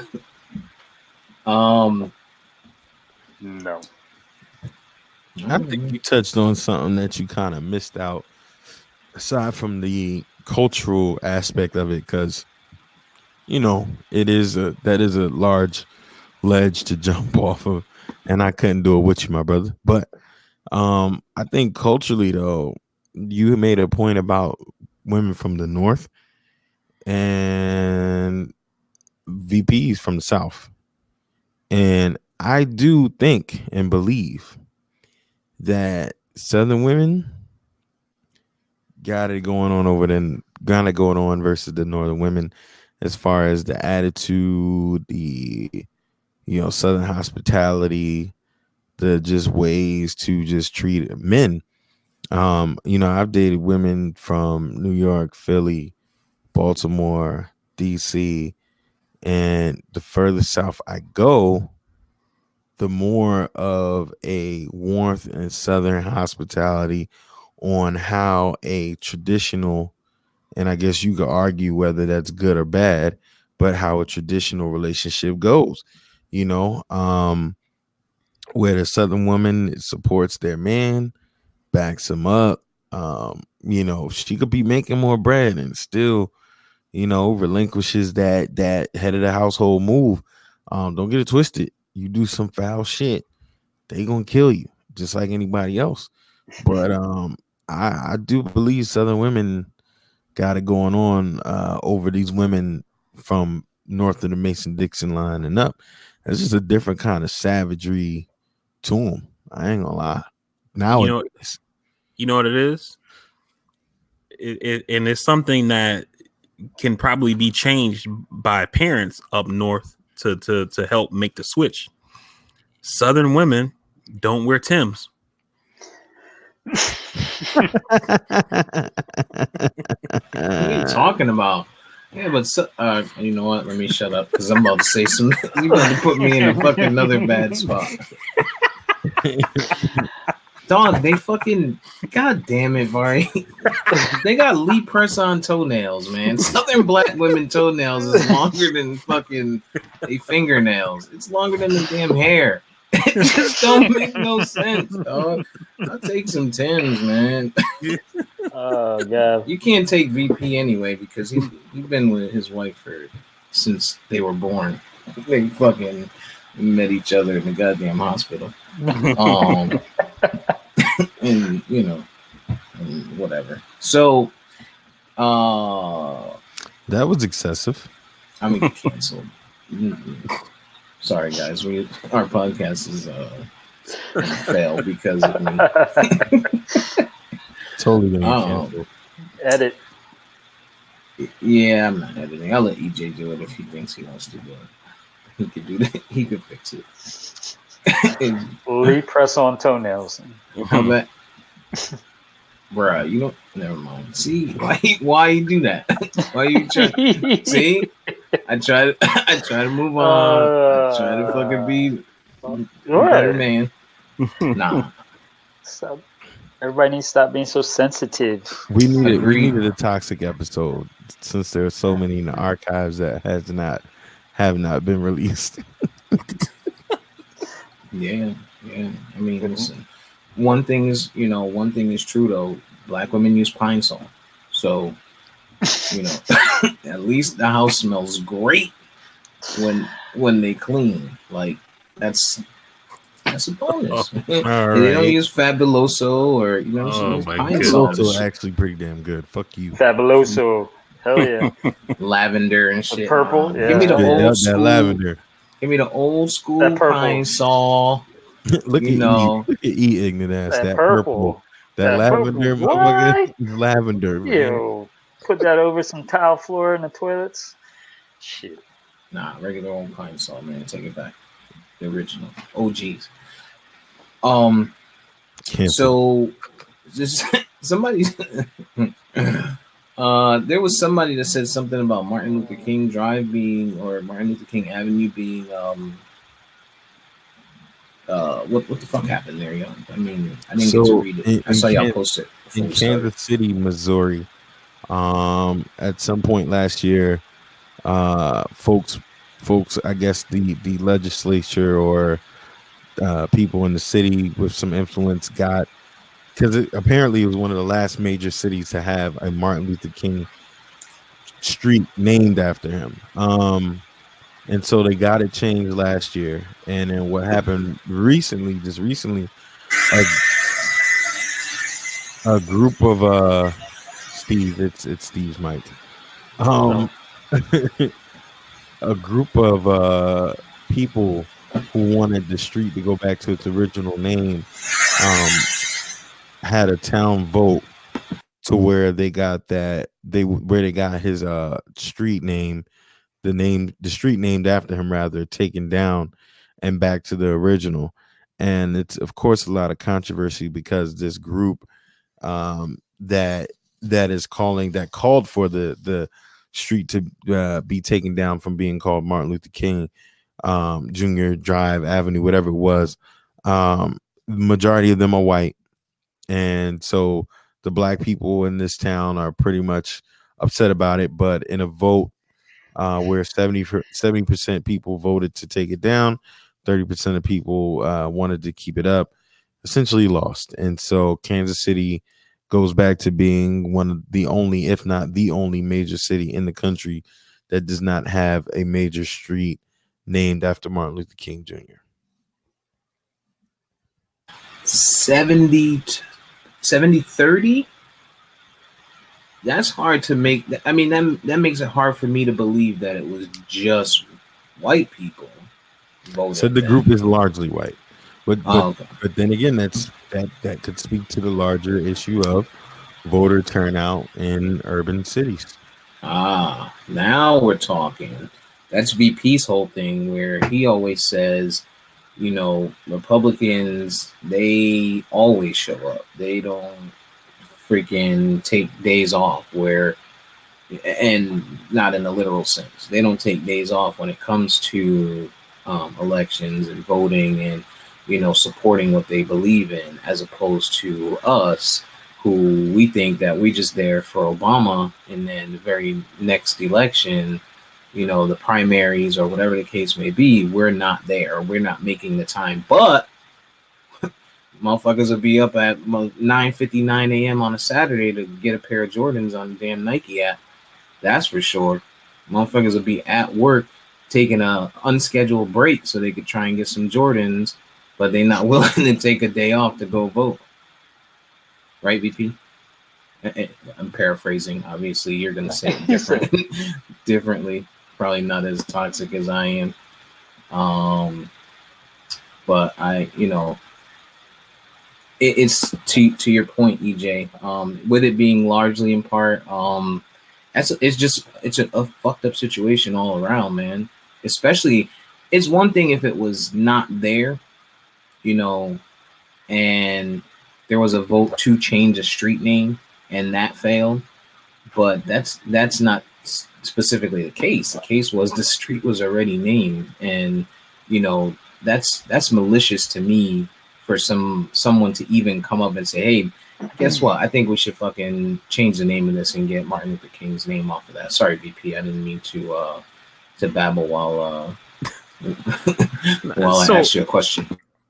So I definitely agree with the things that have been said. The folks who wanted the street name changed back, according to the story that I read, they claim two things. One, they say that the city council who changed the name of the street didn't follow the proper procedure in alerting the town that it was going to change and giving them time to have, you know, their input as citizens, et cetera, et cetera. And so they say that's one reason why they called, you know, for this vote to change the name back. The second thing that they argue is that this street, I believe it's called Paseo, if I'm not mistaken.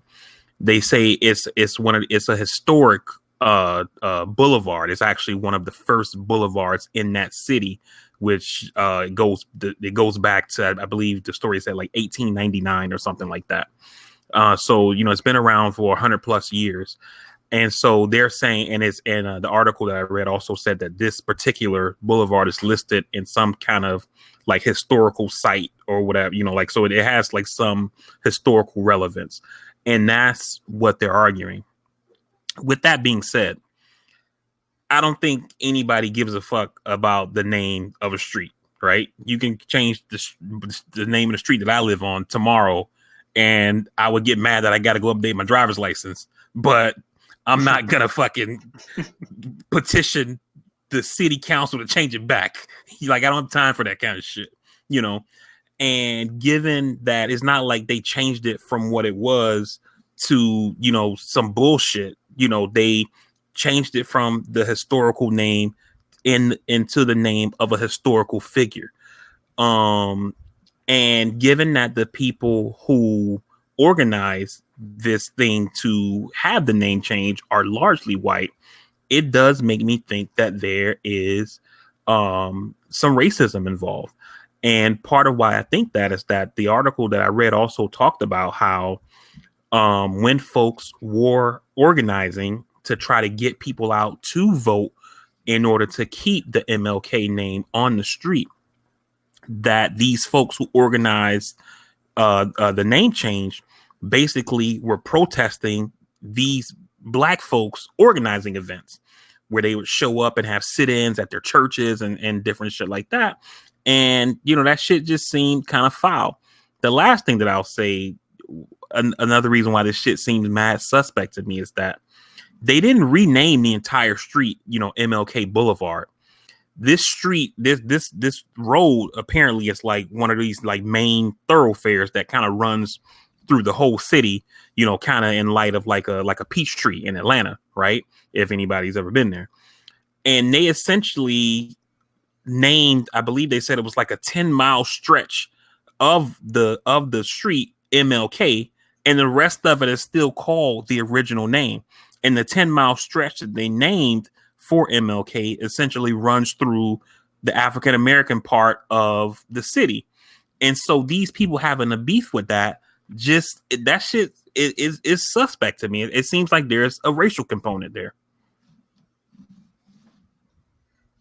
Seems pretty clear to me. I always got that shit wrong on tests. The Kansas City and Missouri fucking shit. I can never fucking get that shit.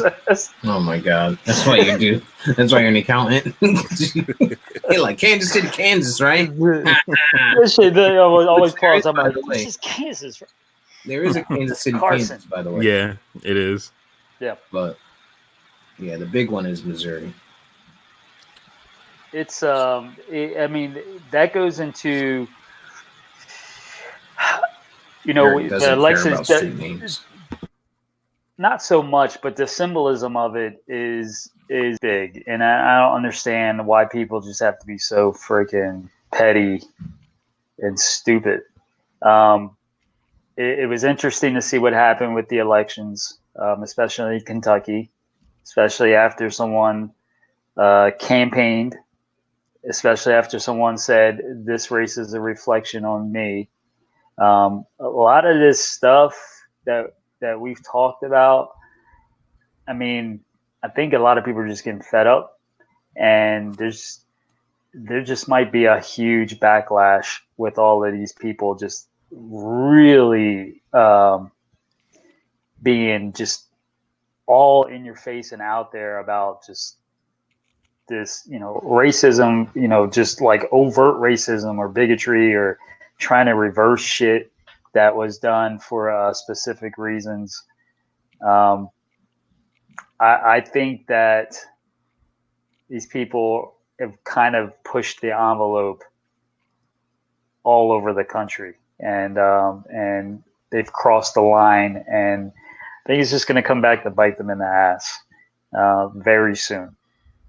And I'm not being optimistic. I looked at that. I thought that Kentucky race was going to not turn out the way that it did, but it did. And the Virginia race, Virginia was a red state, and now it's blue, and I don't think it's turning back red for a while. So I don't know, man. It's like the squeaky. I mean, we hear about what makes the news are outlandish things, and we get so much news that some people, I think, the people on that side, I think they feel emboldened because they're hearing about all these other people like them. But you got to understand that you made the news because it's an extreme circumstance. So the majority of the people aren't like that. And at least that's the way that I'm seeing it. At least that's the way logically it comes across to me. And I'm hoping that even though that this shit went down in Kansas City, Missouri, that's going to have a backlash on them come election time. Yeah, I don't know, man.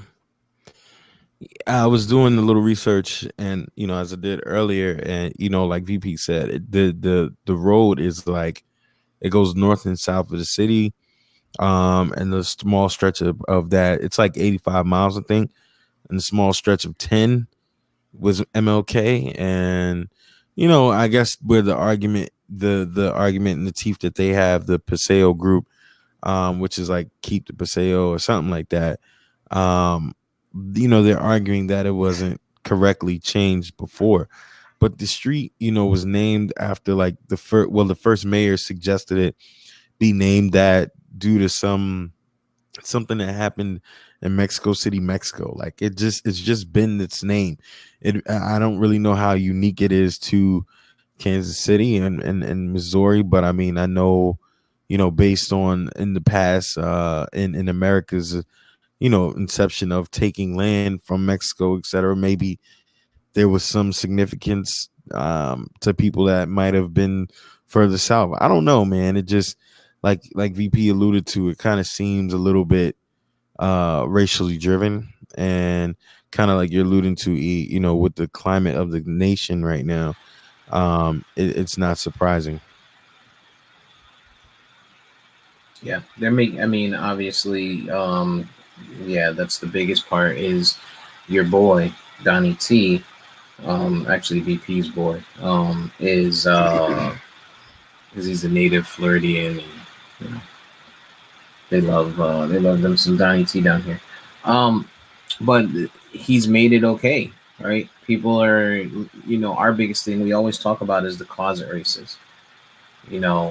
How many of these people support him, oblivious to the fact that what they're supporting is fucking blatant racism, and so you have stuff like that happen. They're like, well, it can't be that bad, right? We're just changing the name of the street. Who the fuck cares what it symbolizes? It symbolizes the civil rights movement that we dealt with, the struggle that we dealt with as a people for so long, which, like VP said, led to Black women treating us like shit. Uh,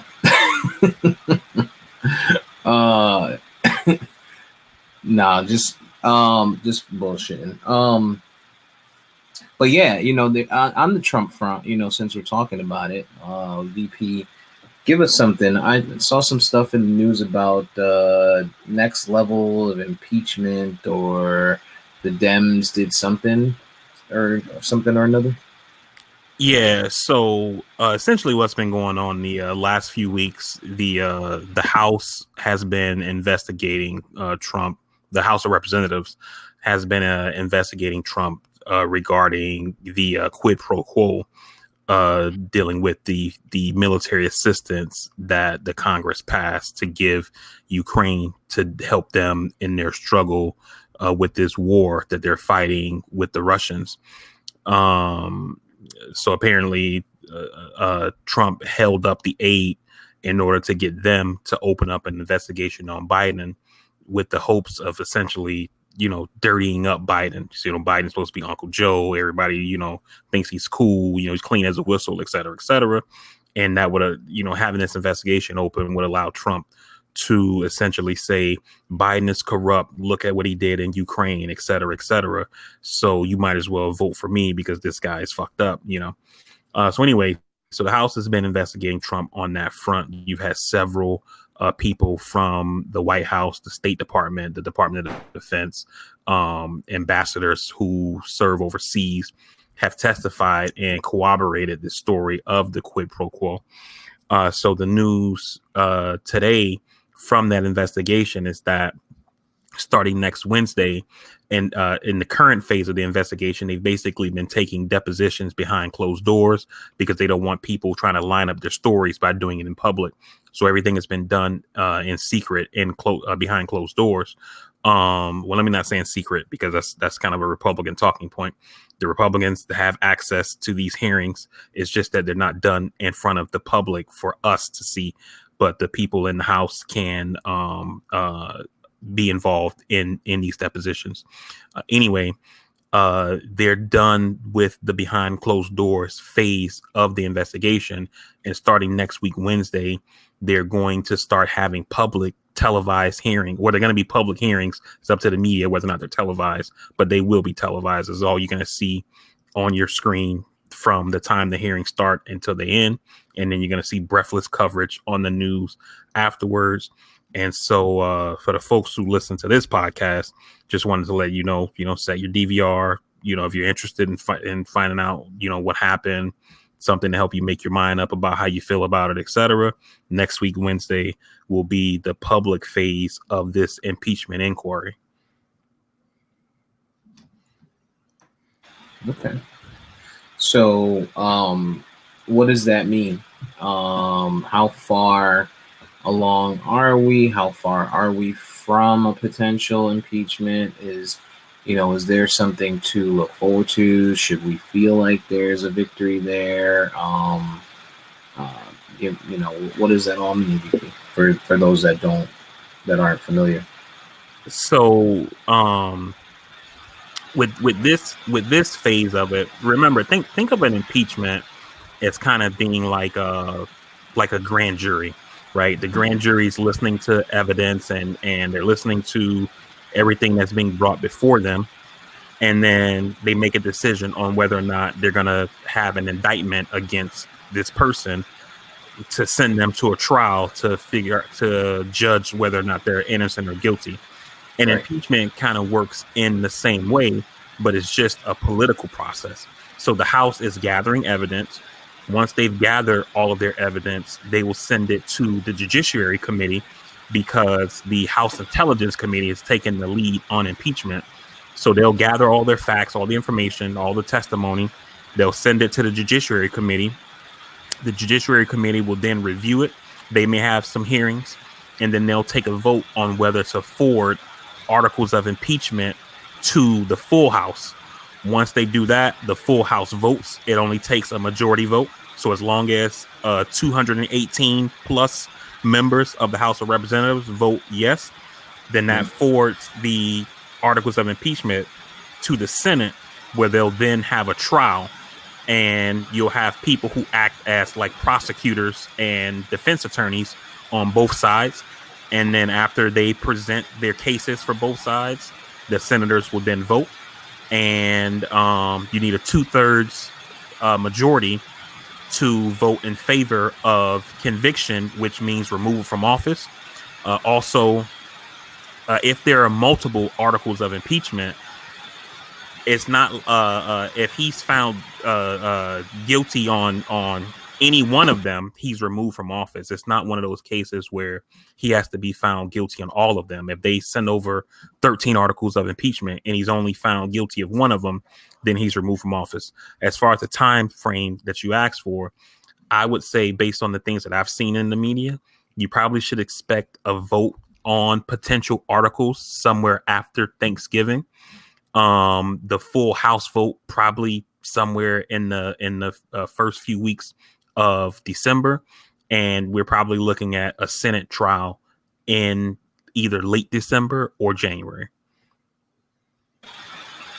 The power that he has as president, could he, as we've seen in the past, is it possible that he could shut the government down to prevent such proceedings, or like what stops that from happening? So the government right now hasn't been funded for the upcoming year. I believe they have to do a funding bill by the end of November, I want to say, or maybe mid-November, to fund the government for the rest of the fiscal year.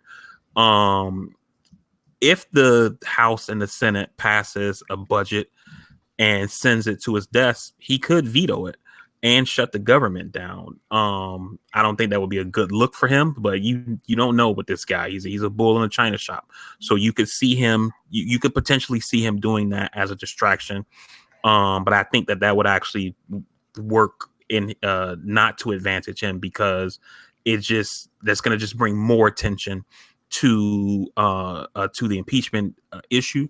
You're going to have government employees who are basically being interviewed on TV saying, I can't pay my kids' daycare. I can't put gas in my car because this guy's distracting from, impeachment, et cetera, et cetera.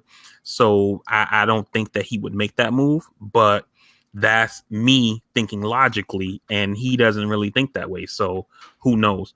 But whether or not having an actual government shutdown would prevent the impeachment proceedings from moving forward, I would say it wouldn't stop it from moving forward. It may slow it down, but that wouldn't stop it. Okay. E or Savage, you guys got anything to add to that? Or anything to further be clarified? I'm just asking stuff that, me being a novice, I don't know. I was just checking out all the transcripts that were coming out. I think I was muted when VP was talking about the closed meetings,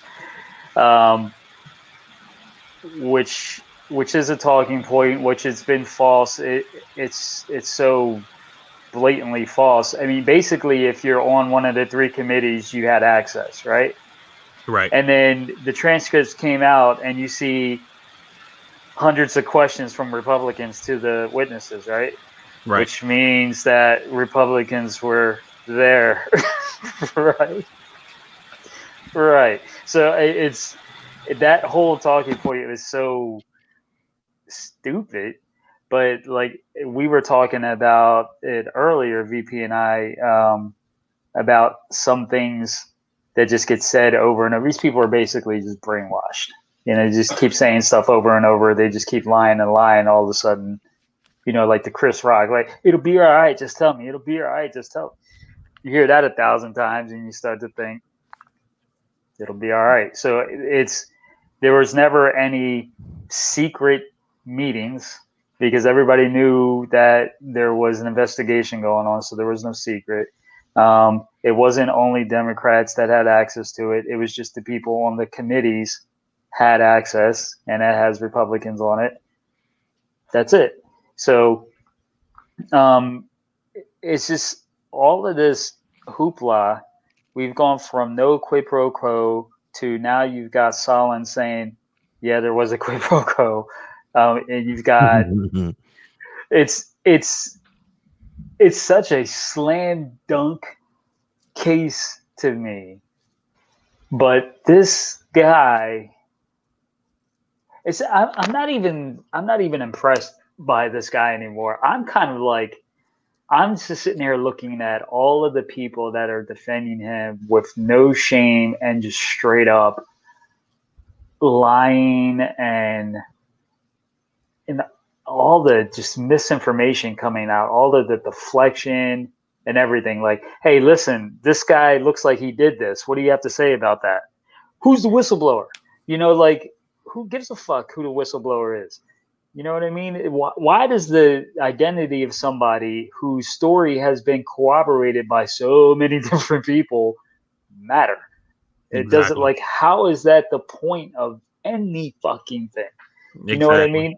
If you got caught doing something, and as soon as you say, who told you that? Where'd you find that out from? You know what I mean? You just admitted that you did it. Exactly. In my world, I mean, so I just, it's just disgusting. Like what you're seeing on these, what you're reading in papers, what you're seeing on these talk shows and stuff like that. I'm like, I don't understand how these guys can, like, they have like no fucking shame. They have no shame. And they just think that everyone's idiots. So the people that are asking, so you've got a journalist or a news reporter asking these senators or Congress people, ex-officials and all this other shit. They're asking these guys questions. They're responding. Both know that the one person is lying. Like, I know that I'm lying to you when I'm talking to you, and we're just trying to have this civil conversation for the viewers out there. So it's just basically, it's a race to lie to the viewers to try to give them this information, to try to fool them. And it's stupid. It's ridiculous. I can't believe I'm seeing this in my lifetime. Like the Nixon stuff, like we weren't around for that. And this is like 82 times worse than what happened there. And this guy resigned. And we know that ain't going to happen with this other guy. They're just completely trying to flip this thing on its head, lie. Their defense is going to be like, hey, he can do whatever he wants. There's nothing to see here. I'm not going to be shocked if when that comes out as a defense. It's going to be some people like, hey, he's got this privilege as president to just do these things. Let's investigate the Bidens. They're just going to completely try to change the narrative for this whole thing. Yeah, man, it's crazy, man. And when you say like they have no shame, I mean, part of it is it's two things, right? Back when there's a congressman named Justin Amash. He's from he represents Michigan, and he was a Republican. And when he started saying, Trump should be impeached, et cetera, et cetera, et cetera, the Republican Party turned on him and he switched from Republican to independent, right? So he goes home during one of the congressional breaks and he has a town hall with his constituents and he's explaining to them why he supports impeachment, et cetera. And he's going through details about, and this is before the Ukraine thing happened. This is after Mueller. And he's explaining to them, I read the Mueller report. This is what the Mueller report said. And based on this, I've concluded that this president should be impeached, et cetera, et cetera. And I remember they interviewed this white woman. She looked like she might have been in her, mid to late 50s, maybe early 60s. And they asked her, what did she think about what he had to say at the town hall? And this woman says, I was shocked listening to him. And the reporter says, why? And the woman says, well, I get most of my news from conservative media. I watch Fox News. I listen to talk radio, etc. And it was my understanding that there was nothing bad in the Mueller report about Trump. And so these people have had these things repeated to them over and over and over again by the media that they follow, saying that Trump has done nothing wrong. He's an awesome president. We need to start, clearing out space on Mount Rushmore for him, et cetera, et cetera. And they believe this because they believe the news source that they plug into to get information. And the news source that they plug into is telling them that he's done nothing wrong. And they believe that. And you see it in people like that woman, or like the woman who you sent in our chat earlier, who said the thing about like she would still vote for him even if he shot somebody. The second thing I was Why going did to say, he shoot him? yeah, I would have to know why he shot him. the What the fuck? the second thing that I would say, and I heard somebody on the media say this today about when you say Republicans have no shame in, checking this guy, and the guys, he says that there's like this old saying that you were standing there and this guy jumped off of a mountain, off the side of a cliff or whatever, and people are like, whoa, that guy's fucking crazy. Why would he jump off the side of a cliff? And then he says, well, you don't have the whole story. The whole story is there was a tiger chasing him, so he jumped off the cliff. You kind of damned if you do, damned if you don't. And that's how the Republican Party looks at Trump. Their base loves Trump more than they even love Ronald Reagan, who was like Republican Jesus, right? And if they dump him, their base is going to dump them. And so they rather ride with him. And if he wins, we still got our guy in there. And then if he loses, they can be like, well, I mean, we never liked that guy anyway, and then try to change the subject, So what do you think? What do you think happened in Kentucky? How do you think that impacts that perspective? I don't think it does. And the reason why is that the Kentucky result wasn't definitive enough. You had the Democrat won the governor's race by less than 0.5%, right? Mm-hmm. And every other statewide election in Kentucky last night, the Republican won. The Republican won the Attorney General seat, the Secretary of State seat, and the other statewide elected officials offices in that state were won by Republicans. So they're going to see that and say, oh, well, Matt Bevin was an unpopular governor, which he was. He was the most unpopular governor in the United States. And so they'll say he's an individual bad candidate. He ran against a good candidate and he's also bad. And that's why he lost. It has nothing to do with Trump. But but the problem is that the media doesn't normally do exit polling on state races to where they can come in and say, well, no, the people who voted said they voted for this guy because of Trump. So we don't know that. So they can easily spin that and say it was Matt Bevin. He was a bad candidate and not Trump. Because before he rallied for him, he was like 52%. And then after the rally, he went down. So, I mean, I see a direct correlation, but I do as well. I'm just making the point that they can spin it to say that it's not Trump. But if you want to say, is it Trump? Since Trump has been elected, there's a Democratic governor in Louisiana. They had an election last night, but it's going to a runoff. There's a Democratic governor in Kansas. There's now going to be a Democratic governor in Kentucky. And there's also a Democratic governor in I'm missing my fourth state, but the four states are essentially all Republican states that have Democratic governors. And I think that Trump is a large part of that. Whether or not they want to admit it is a different story. So Virginia turned blue too, didn't it? Yeah. Virginia had already been mostly blue. It was a swing state. Yeah, Virginia was a swing state until Obama won it in 2008. Then it kind of became what they call purple, meaning that it's a swing state. But Virginia's been pretty solidly blue for about the last 9-10 years.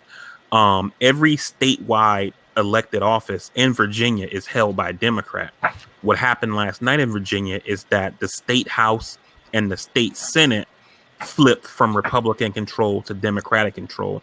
And the reason that the state legislature was lagging behind the rest of the state was due to gerrymandering, because the districts in Virginia had been so heavily gerrymandered that in the last legislative elections in 2017, the Democrats outperformed the Republicans by more than 200,000 votes. They got something like 52 or 53% of the votes, but only ended up with like 42% of the seats because it was so heavily gerrymandered. A lot of those maps went to court, and the courts ruled that those maps were unconstitutional and forced them to be redrawn. And based on those new maps, as well as the Republican Party losing ground in the state of Virginia overall, Democrats were able to win both houses of the legislature in Virginia. And now they have full control of that state, from the governor's office to the state house, as well as the state senate. And did I read it somewhere where it looked like, and it may not have, I don't know, but it looked like there was something happening there?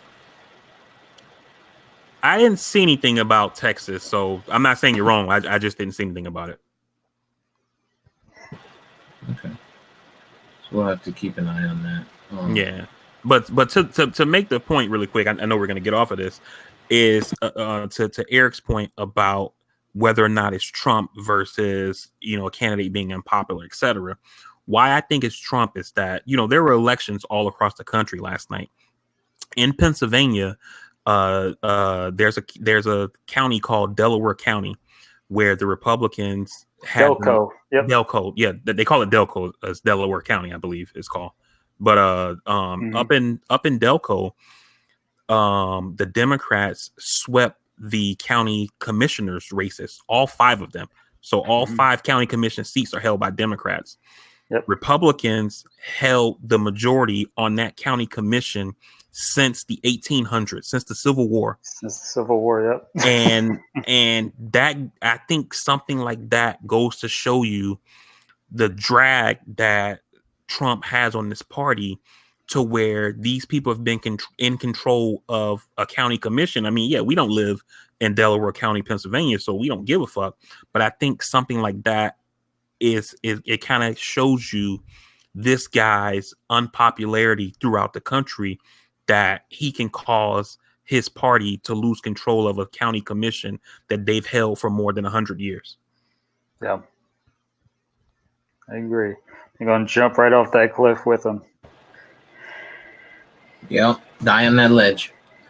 Okay.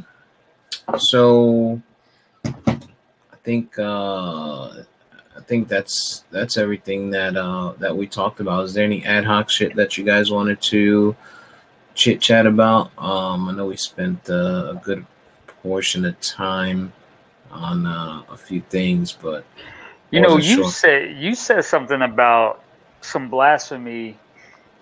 You don't like pumpkin pie? Who, me? Yeah. I didn't say I don't. Well, so what I sent you was a meme that said, pumpkin pie tastes like sweet potato with low self-esteem. That's that's what I said. And I've had some good pie. I look forward to pie. Sweet potato pie is better, but pumpkin pie is shit. It's serviceable.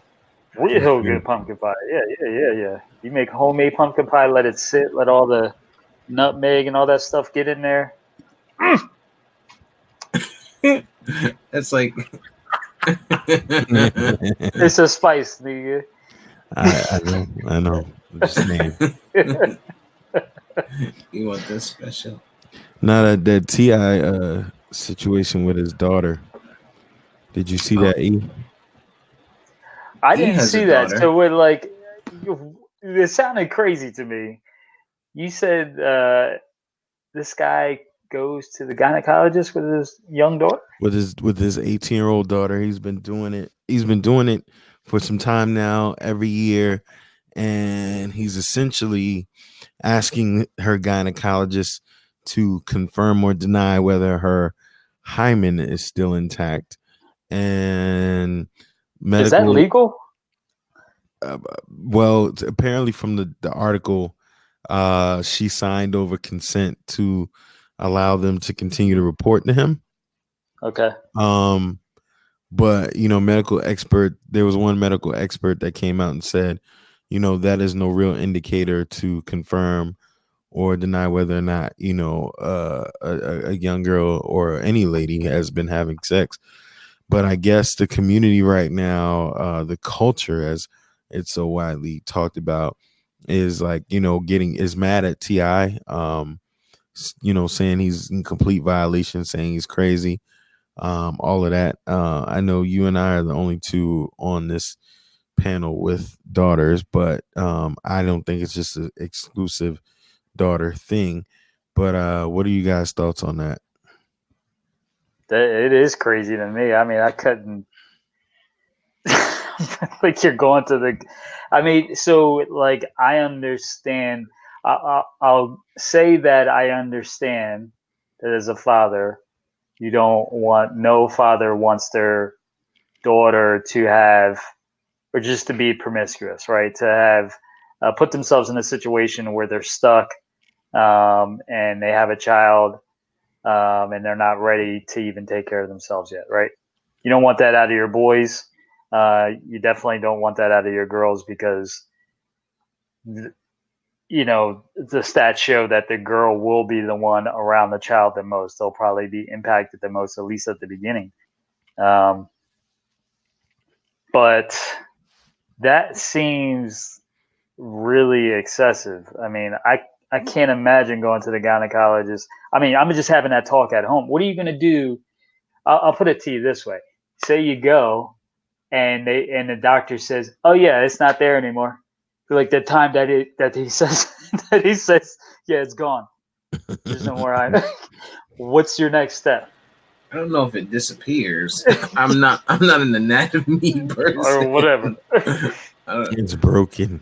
It's broken. It's Seal is busted. broken. That's true. And Because they were like they could be broken from sports, horseback Yeah. riding, and T.I. was like, she ain't Yeah, doing jumping none of up and that down. over here, and let me know what the results are expeditiously. Like what? Okay, what are you going to do if they said yes, it's broken? What's the next step? So Yeah. why are you even doing this? You know what I mean? You have the conversation with your kid. Hey, don't do it. Don't have sex. You know, I'm telling my sons right now, like, don't do it. Don't do it. Don't do it. Don't do it. Stop. Don't do it. When you think that you should do it, think that you're stupid and you know what the fuck you're talking about. Don't do it. You know what I mean? Luckily, my daughter, who turned 23, she's still no kid. You know what I mean? So she's being responsible with her body. I never went to the gynecologist with her. I just can't even imagine Yeah, that was doing my something thing. like that. I can't even remotely think of doing that. And you know, like I told somebody earlier, rich people do stupid shit, and just sounds like some stupid shit for T.I. to do. I mean, it's his kid. You know, he has, you know, and I'm pretty sure financially, she's like, you know, whatever I got to do to get my pockets, my trust fund intact, fine, daddy. You know, whatever. But it's. I don't think it's the. I don't think That's it's the the. catch. Huh? Yeah, I don't think it's absolutely the Probably. worst thing in the world. Like people are trying to make him out to be this monster who is insensitive to, and it's her body, and I get all of that shit, but I wouldn't do it. It's too much Like for I me. said, I understand why you don't want your child to be in that position, but I mean, I'm still stuck. Like, what happens if they do what you didn't say to do? I mean, what are you gonna do? You know, is that? I mean, like you said, that might just be, hey, if this happens, I don't want you to have sex until this age. I don't want you to have sex until marriage or whatever like that. And if I find out that you do, you're cut off. Maybe that's what the deal is, and maybe that's why he's gone. Just to find out that if she's disobeying him. at So 18, though, that VP. so I kind of feel like I've been out of pocket the last few weeks when we talk about women's issues, and this is kind of, you know, just when I thought I was out, they pulled me back in. But I think I kind of disagree with EJ a little bit. I think that this shit that T.I. is doing with his daughter it's totally wrong. One, it's not based on any fact, and Dr. Jennifer Gunter, who's an OBGYN, she's also a great follow on Twitter if you're into women reproductive GYNs. issues. But she tweeted out some stuff about this story, you know, from her expert opinion, given that she's an OBGYN. And she talked about what the hymen is for to begin with. And she essentially said that the hymen is essentially like a collection of cells that's basically used to protect the vagina in infants from infection, since they don't make their own at that age. They don't they lack estrogen. She basically referred to the hymen, to kind of put it in layman's terms for people, as to think of it as evolution's baby teeth for like the vagina. The body uses it for what it needs it for, and then once they reach a certain age, it doesn't matter anymore. She also said that whether or not the hymen is quote unquote intact or whatever it is that T.I. is looking for, that isn't even an indicator of virginity. I said that 50% of sexually active women still have an intact hymen. So again, with that being said, I think that, you know, the shit that T.I. is doing with his daughter is totally foul. Is based on bullshit. And, you know, you would think that someone, especially, you know, a father doing this to his daughter, would want to educate himself on the facts before he puts his daughter through an examination like this that is unnecessary, is unneeded. And, you know, if he's afraid of his daughter being sexually active, we've talked about this in the past. Nobody wants their teenage child to be sexually active. We would preach and tell them to wait. However, on the other side of the coin, you need to teach your kid where they understand, you know, things about, you know, protection and being safe and no means no, et cetera, et cetera. So instead of sending your kid to have unnecessary medical tests to determine that don't even determine whether or not the person is a virgin, you know, how does he know his daughter's not having anal sex or giving head or whatever? You see what I'm saying? So no, I didn't disagree with you. I said all of those things. What I was saying was, I just think it's true. I think they are. I think the backlash that he's getting is, you know, people calling him a monster, and because she's going to the gynecologist. Like, from what I understood, she's going to the gynecologist. He's just accompanying her, and he's asking this dumbass question, which really has no relevance to his point. But on the flip side, I mean, he's accompanying her to her appointment. His reasoning behind it may be, you know, sinister, in the sense that he needs this egotistical part of him to be satisfied to get false information. But I don't think it's the fucking worst thing in the world, you know. Right. There are men who are fathers who know firsthand that it's gone, or, you know, or what it looks like or whatever, because they've done some foul shit, you know. So it's just like, I think it's, again, one of those things where a dumbass rich guy, you know, is doing dumbass rich guy shit and really not proving anything. Like you said, you see your point. I said the same thing. She could be out here doing other shit, and I think only reason she agreed to it is because he probably has threatened her trust in some degree. But, you know, this is T.I., man, you know, and it goes back to what we said one day about putting these entertainers on a pedestal. You know, this is the same guy that sold drugs allegedly and did all of these things, and he's made money through rap, and now he has a conscience because he's all legit, and we're supposed to see him in such a high regard. I don't expect shit from him, honestly. No, and I definitely get what you're saying. I don't think it's the worst thing in the world either, but I think just, you know, as a father, to put your child through something like that, it is I think it's, you know, I don't know if it's embarrassing for the child, you know. I would think it is, but I just think that it's fucked up all around. Is it the worst thing in the world? You know, is he, you know, being a molester or beating his kids and shit like that? You know, no. But to put your kid through something like this too, that's totally unnecessary. To me, it's akin to you know, like the shit that they make women go through before, you know, they can have an abortion or something like that. You know, like it's something that's just totally unnecessary. And I think that's part of the outrage, is that, you know, you have your kid doing this, and I agree with you, EJ. She may be doing it just to secure the bag. He probably threatened to cut her off if she doesn't continue to follow this rule. Now that she's 18 and he has no legal say over her, but you know, to have her doing this in the first place, I think it's just fucked up.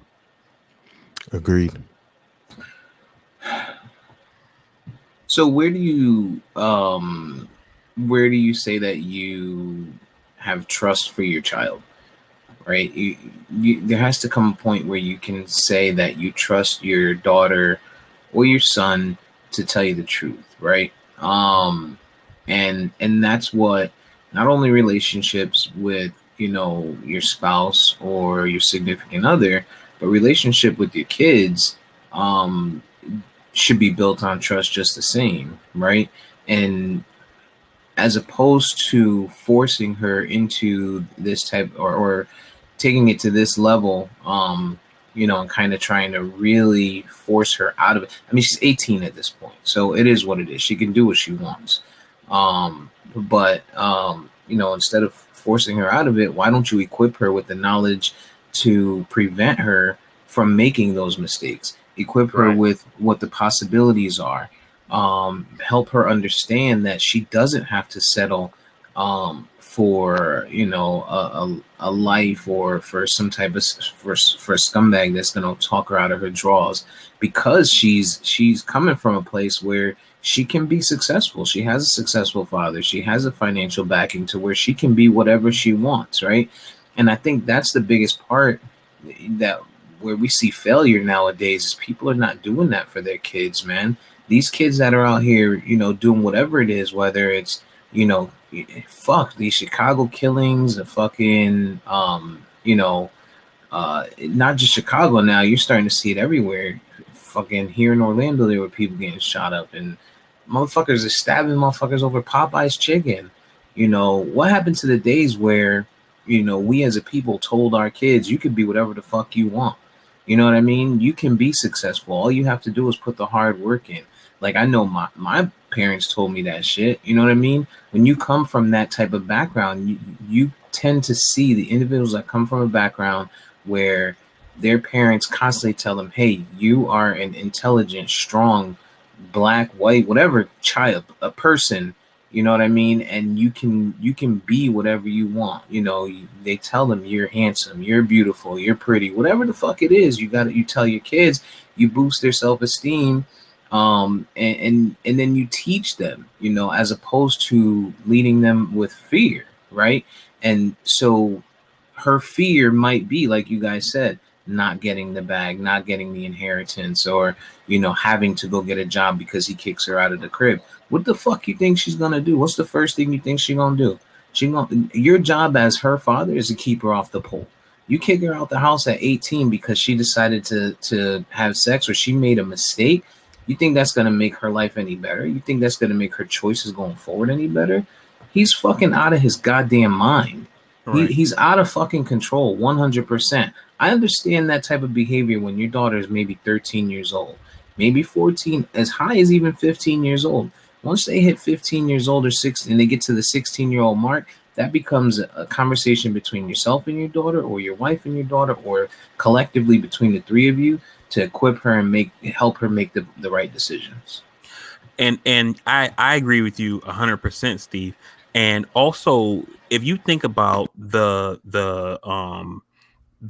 kind of financial situation that somebody like a TI is, right? How easy would it have been, given the resources that he has available to him, to go and see somebody like a EJ in the city of Atlanta who works in that field, right? Dealing with people who have been in these type of situations, to say, hey, talk to my daughter about the people that you see come through your office needing assistance from the government, whether it's for food, whether it's for housing, to pay their lights, to get clothes for their kids, et cetera, and explain to them how some of the choices that these people made put them in this situation. You know, how hard would it have been for him to go to like one of these women's centers or something like that and talk to some of the counselors and the people who work there to say, yo, like, you know, almost like in the sense of like a scared straight, and not to necessarily scare her, but to educate her on why it's important to not engage in that kind of activity until she's old enough to understand what it is that she's doing. But instead of doing that, you send her to the doctor to have some pointless fucking examination done that doesn't even confirm the thing that you're hoping that it confirms. Well, this is all generational ignorance, you know, and again, to understand the nature of the beast, you have to go back to where they come from. And again, you know, T.I. comes from a place and time in a city like many of ours, where we've lived our lives off of ignorance and myth. Just like when you heard the Rock Creek sodas, you know, took away your sperm count, you know, stupid shit like that, ignorant things that, you know, we've lived on. And he's, you know, clearly goes to show you, no matter how much money you got, no matter how many businesses you got, no matter how much you do, you still are dominated by a large part of generational ignorance. And this is what it is, you know. And I am a fan of T.I.'s music for a long time. But do I look at him as some activist and all these different things that other people do? No, I do not. So seeing something like this from him, you know, it's cool. He hands out toys at Walmart and shit like that. But this isn't the first time he said or done some dumb shit. And it won't be the last. Feel bad for her in this situation. And I think he's all the way wrong. But, you know, it ain't the worst thing in the world that he could be doing. And hopefully somebody pulls him up and talks to him a little bit about it. Yeah. Yeah. And if she makes a mistake, she makes a mistake. At what point, listen, you made the choice. Now you're pregnant. Now you got to live the life, right? You're going to turn out like whoever, like your mom or your aunt or whoever, you know. That's like VP said, man. You got to just show them what people are going through, show them what the negative impact can be, and you know, the scared straight. And then if it happens, hey, you can't, there's no way that they can turn to you as a parent and say, hey, you didn't tell me, you didn't equip me for this. It's, you know, it's easier for them to blame or place a blame on their parents if you don't equip them. But if you're equipping and you're doing everything you can to make sure that they know what the consequences are, if they end up in that situation, they can't turn around and say it's my parents' fault. My parents did everything they could to make sure that They're fucking stupid if they say that anyway. That's a badass kid that needs a wallop. My parents' fault. He showed his age with that one. I wish my fucking any child would. That's why it's your fault that I got pregnant. That's why your kids are so well behaved, because you wallop, because you threaten them with wallops. They don't even know what that shit is, because I don't know what it is. So they probably like shit. They forgot that I got wild. What's this little? We all got the same birthmark. It's a lump on the back of our head. They look like the Matrix. Like Neo. Oh shit! That's crazy. Yeah. Shit's hard though, man. Shit's hard. Daughters are hard. I just want to say for the record, Steve said something, and clearly showing that he has the youngest child on the panel. You don't ever trust your child. You just never gonna know. No. No, dude. Nope. Just don't. You guys are shitty parents. Okay. you just trust that the you trust level yourself. You trust yourself and trust that you'll be able to handle what happens. Yeah. I mean, trust is an illusion, man. I mean, I trust you to not do something. That doesn't change what they do. Mm-hmm. You know what I mean? And Could they think they're smarter than you? Always. You just trust the level. You go that friend route. Yeah, you just trust the level. The level that they might not. You know, you just trust the level that you hope they don't take it to.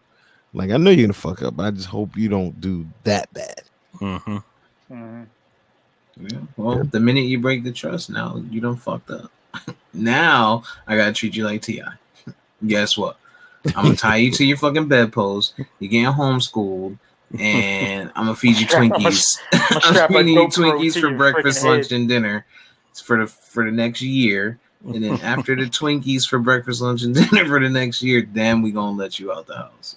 So I know ain't nobody trying to bust that Hymen anyway.